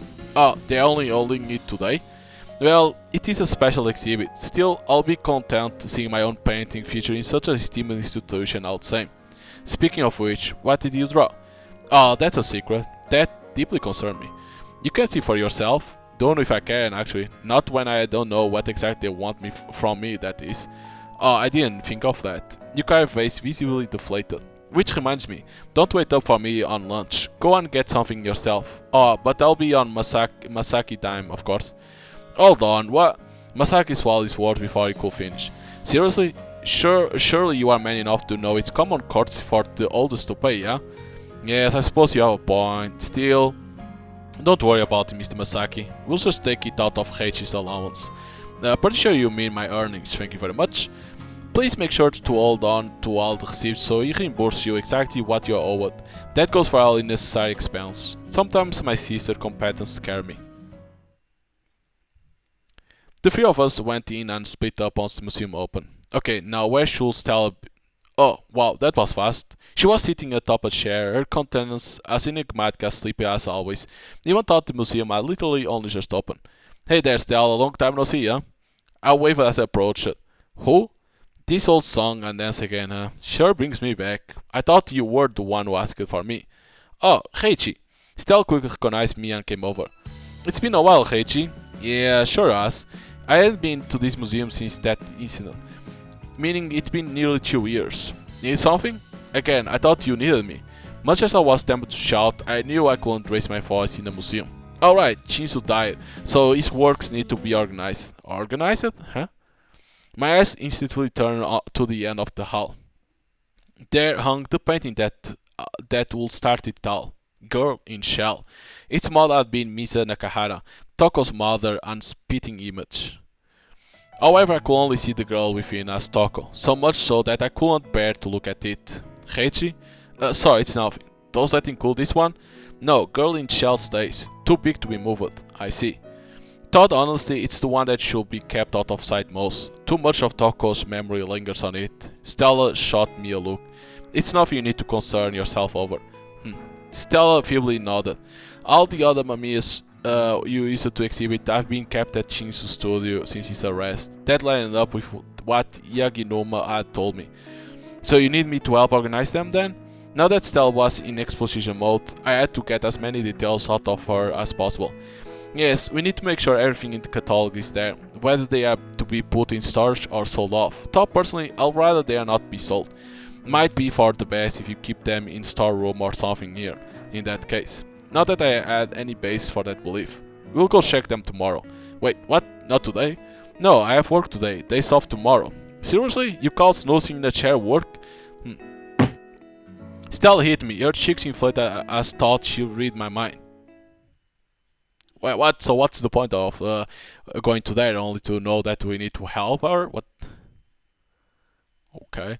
Masaki went to an exhibit room with Yukari after parting ways with Reichi.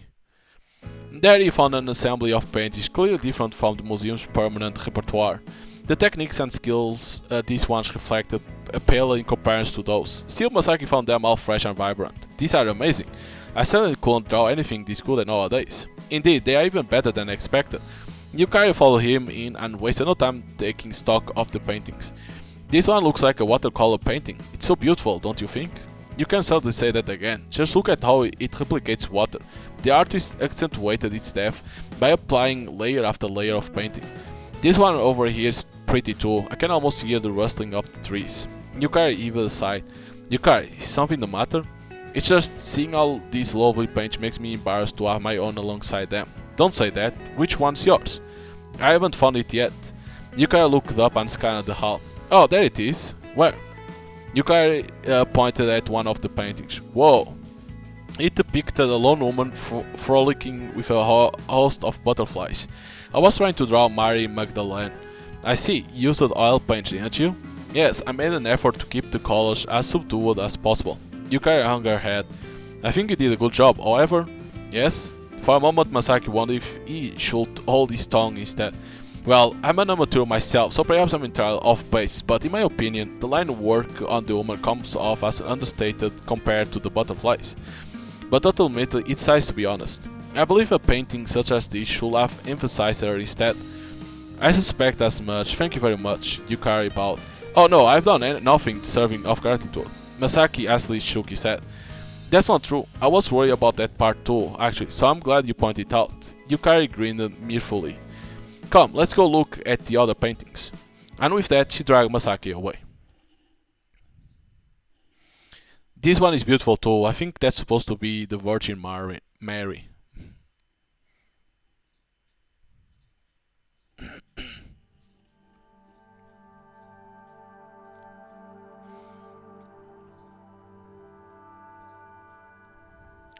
The painting depicted Mary cradling a baby, Jesus.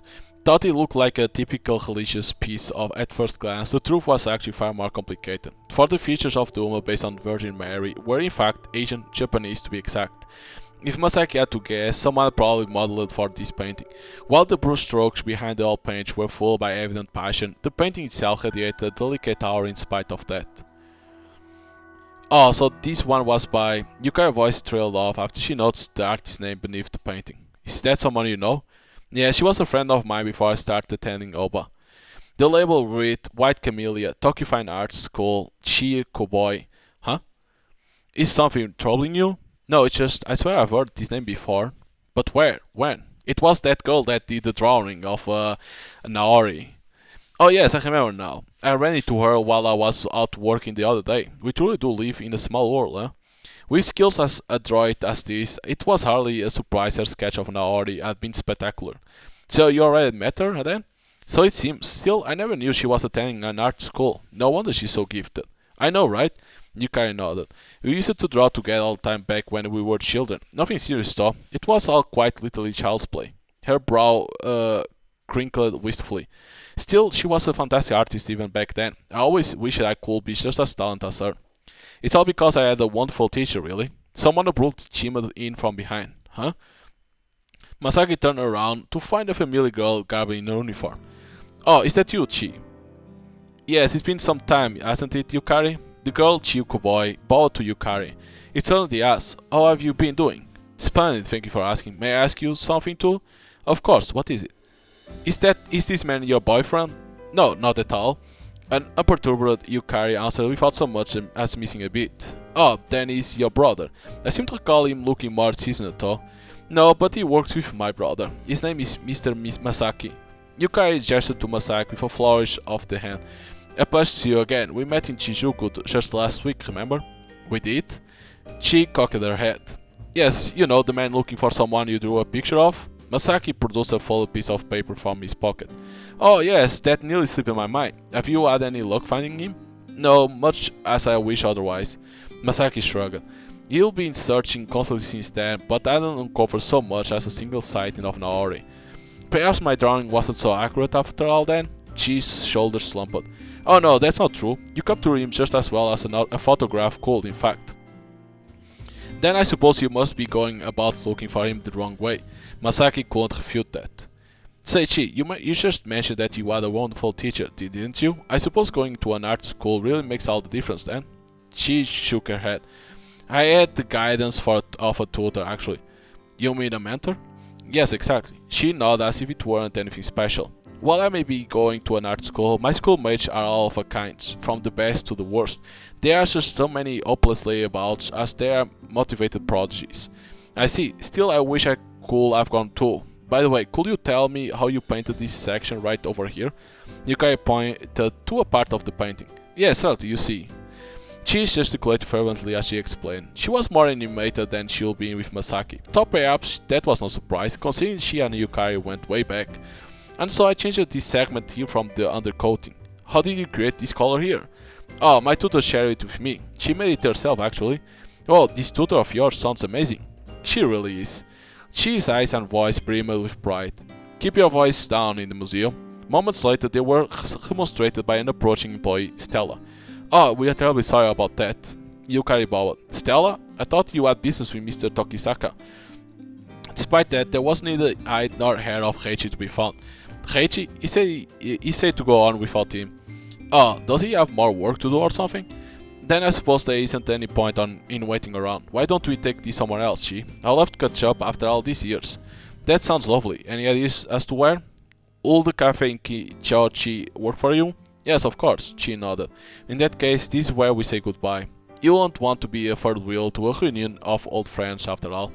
Why, do you have work to do? Well, no, not really. Oh, I don't mind if you come along, in case you were trying to considerate of me, I mean. I would like to talk about art, so you are more than welcome, really. Sure, if you insist. Masaki had no reason to refuse once they both given the green light. Thus, the three took their leave to when.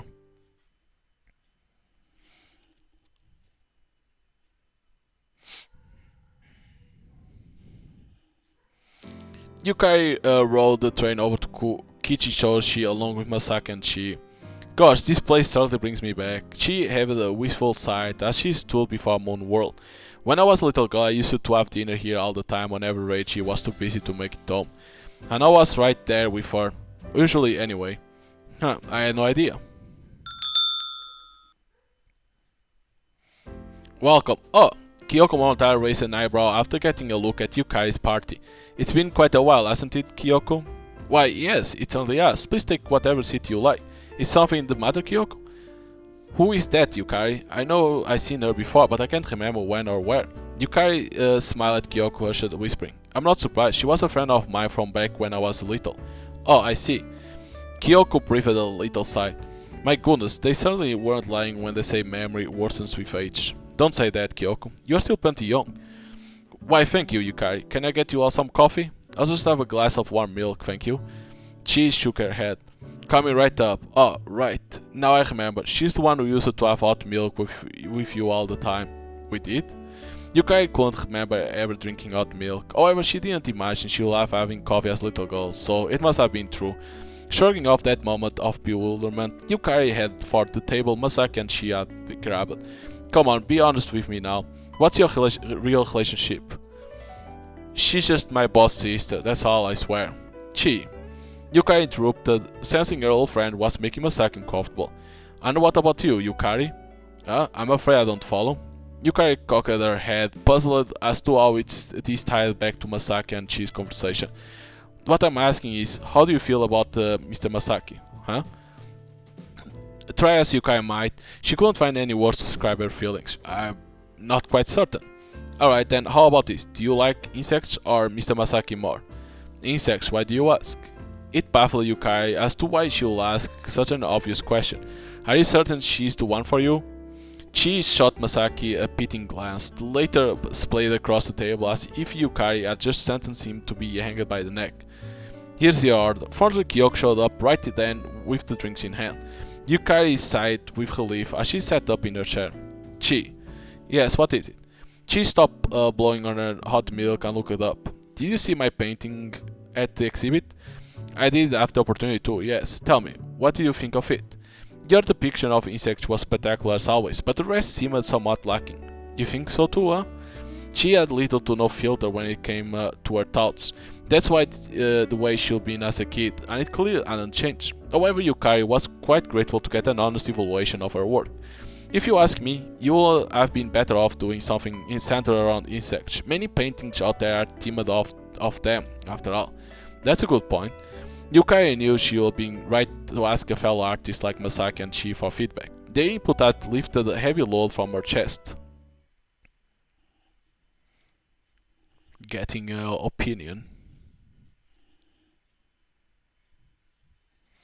I flop onto the floor and stare at the ceiling for hours on end after I go home. Eventually it grew dark, but I didn't even feel like turning on the lights. All this was thanks to seeing girl in shell again after so long, for it reminded me of her, whether I wanted it or not. Thought she was gone, the painting was still part of this world just like always. No, that's Misa Nakahara in there, not her. It was then it with the iron that the real girl in shell, or rather, the statue made from the flesh and blood Misa Nakahara, had also gone missing. I will found the statue, no, Misa Nakahara body, in the basement of Shinzo Mamiya's estate nearly 2 years ago. Unfortunately, it was stolen just before an autopsy could be performed, and not so much as an hair from her head had turned up since. Where in the world could Hakushiki have hidden it? Heichi? Suddenly Yukari's voice interrupted my musings. Yeah? What's wrong? I creaked my eyes open to find Yukari hovering over me, her visage fraught with worry. I'm the one who should be asking you that. Why did you leave the lights off? 'Cause I'm lazy?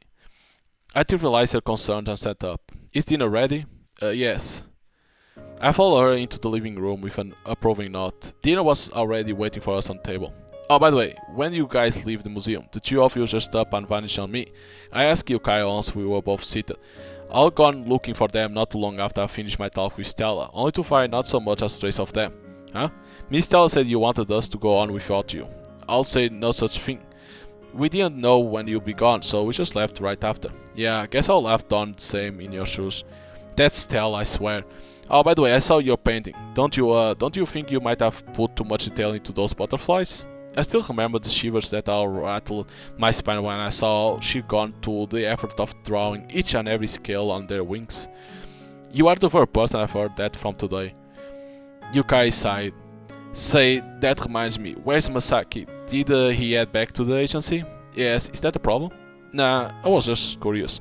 I would have thought you'll come over for dinner, business with me or not. I'm going to go take a bath. Will you put the dish back in the kitchen when you are finished?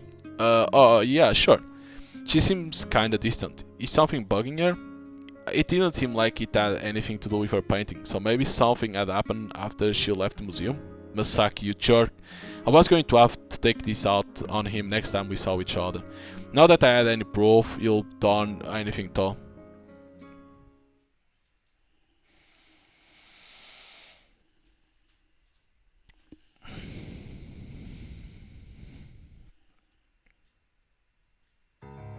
I parked near the museum and waited outside for Stella. The place itself was sober for what I could tell. Funny considering most establishments as these took money off. Thank you for waiting, Heichi. Oh, there you are. Stella trotted over to me, only to freeze up when she saw my car. You drive, Heichi? Oh yeah, I know my way behind the wheel at this point. Let's go by train. Come on, have a little faith in me, will you? The drive from Wayne to Mejir was a relatively short one. See, wasn't that faster than taking a train? Yeah, Stella's face was white as shit. Do you get car sick easy or something? Sorry about that. No, you are just a crazy driver. Okay, now I'm really sorry. And here I thought I'll be driving carefully. By the way, it looked to me like the museum was open today. My eyes weren't playing tricks on me, were they? No, we only close on the first and third Monday of each month. Thought we are closed for the fourth Monday this month too, I think. Why, is something happening on the 24th? We are switching our art exhibits, I think. She sure does love the phrase, I think, doesn't she? If I were a gambler, I would say she probably doesn't remember clearly. Typical Stella. Come, let's go. Stella produced the key. Wait, give me a sec. I grab a bouquet of chrysanthemums out from the back seat. I would have brought incense sticks, but I didn't want to accidentally burn the place down. You'll forgive me, right? I set the chrysanthemums by the front door and offer a silent prayer. Alright, I'm ready now. Okay. The stool had been cleaned scrupulously since I last been here nearly 2 years ago. So much so, in fact, that anyone uninitiated will have no idea that it will once been stage of our gruesome tragedies. No wonder there hadn't been any qualms about using this place as a warehouse for Shinzo Mamiya's works. Speaking of which, said works were set against the corner of the room, covering cloths. The lack of dust indicates someone likely came by to clean on a regular basis. Shinsu's lawyers contacted the museum after his arrest and put this place under our supervision. So in other words, it had been done as per Shinsu's own will, or rather, his last will, to put a morbid spin on it. Wouldn't it be easy to steal them from a studio in the middle of nowhere like this though? Is there no security or anything? Thought the area had been experiencing a residential boom lately. It was still a little jungle of uncultivated land for the most part. None, that's why we are checking on them and bringing them back to the museum. Stella procured a document, a catalog from a large envelope. Heichi, go find the butterfly dream. She issued orders as she reviewed the catalog. Listen, I get that's supposed to be the name of a painting, but I have no idea what it looks like. A painting of a butterfly. She's professionally qualified for her job, right?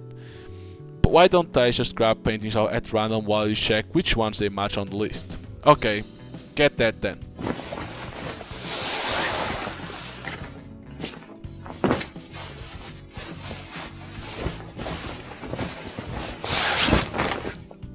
I now then unraveled the cloth covering the painting Stella indicated. This one is Phantasms of the Sacred Flame, I think. Stella checked something off the catalog. Next. I put away the painting I was holding and pulled out the next one at Stella's behest. Christmas Eve offerings? How should I know? I checked the back of the paint to see if it could help. Unfortunately though, there was nothing written on the aged wooden frame.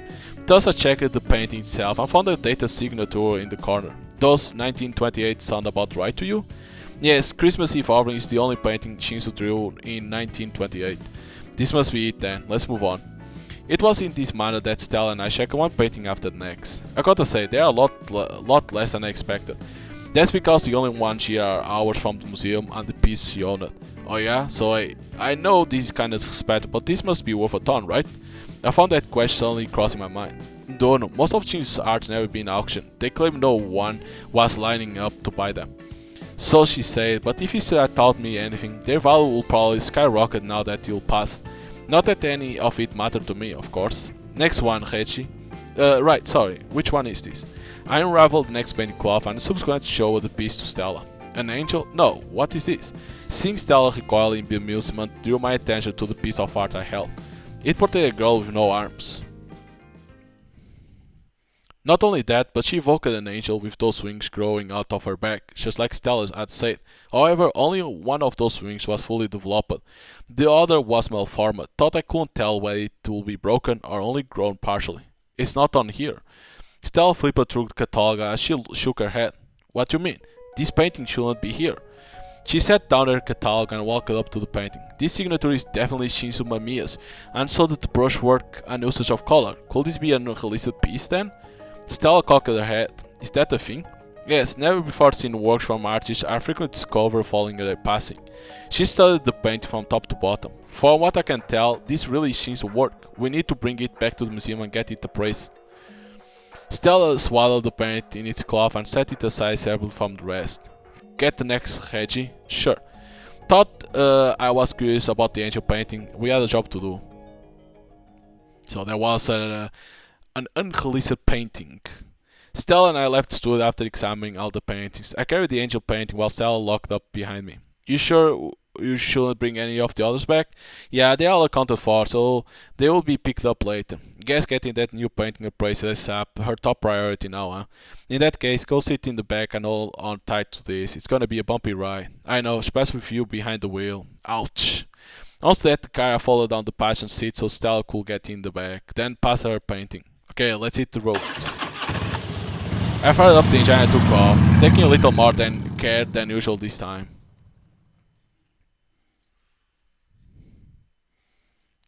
Stella and I made it back to the museum without incident. There, I helped her out of the car after she passed the painting to me. Thanks, Heichi. No sweat. Want me to carry this in for you? No, I'm good. Stella lifted the painting off the ground. It's okay, really. I'll rather be your pack mule than force you to lug around that heavy thing. Besides, I still got plenty of time. Wrong, this is no parking zone. Okay, yeah, guess I'll better beat it before I get a ticket.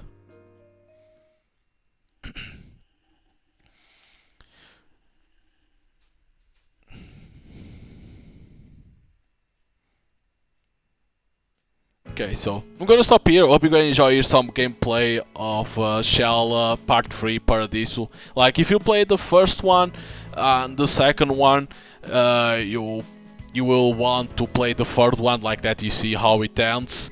The story of the shell. Of course, again, if you want to get all the content of the game, you need always to get the patch that you can get from Shirofun website, or you can go to their Twitter, and there is like a link that's like patch me up. You go to there, and then normally they have like all the patch that you can apply to the game and get all the content. But yeah, like still, it's a pretty cool story. Of course, it takes a while to pick it up, but yeah. So if you like visual novels and if you played the other two, you can buy the game on Steam. It's already available. I think it's like 15 euros or something like that. Still, it's a little bit expensive, but at least this one is long as hell, and you're gonna have a good story. So hope you gonna enjoy it, and see you guys next time. Bye.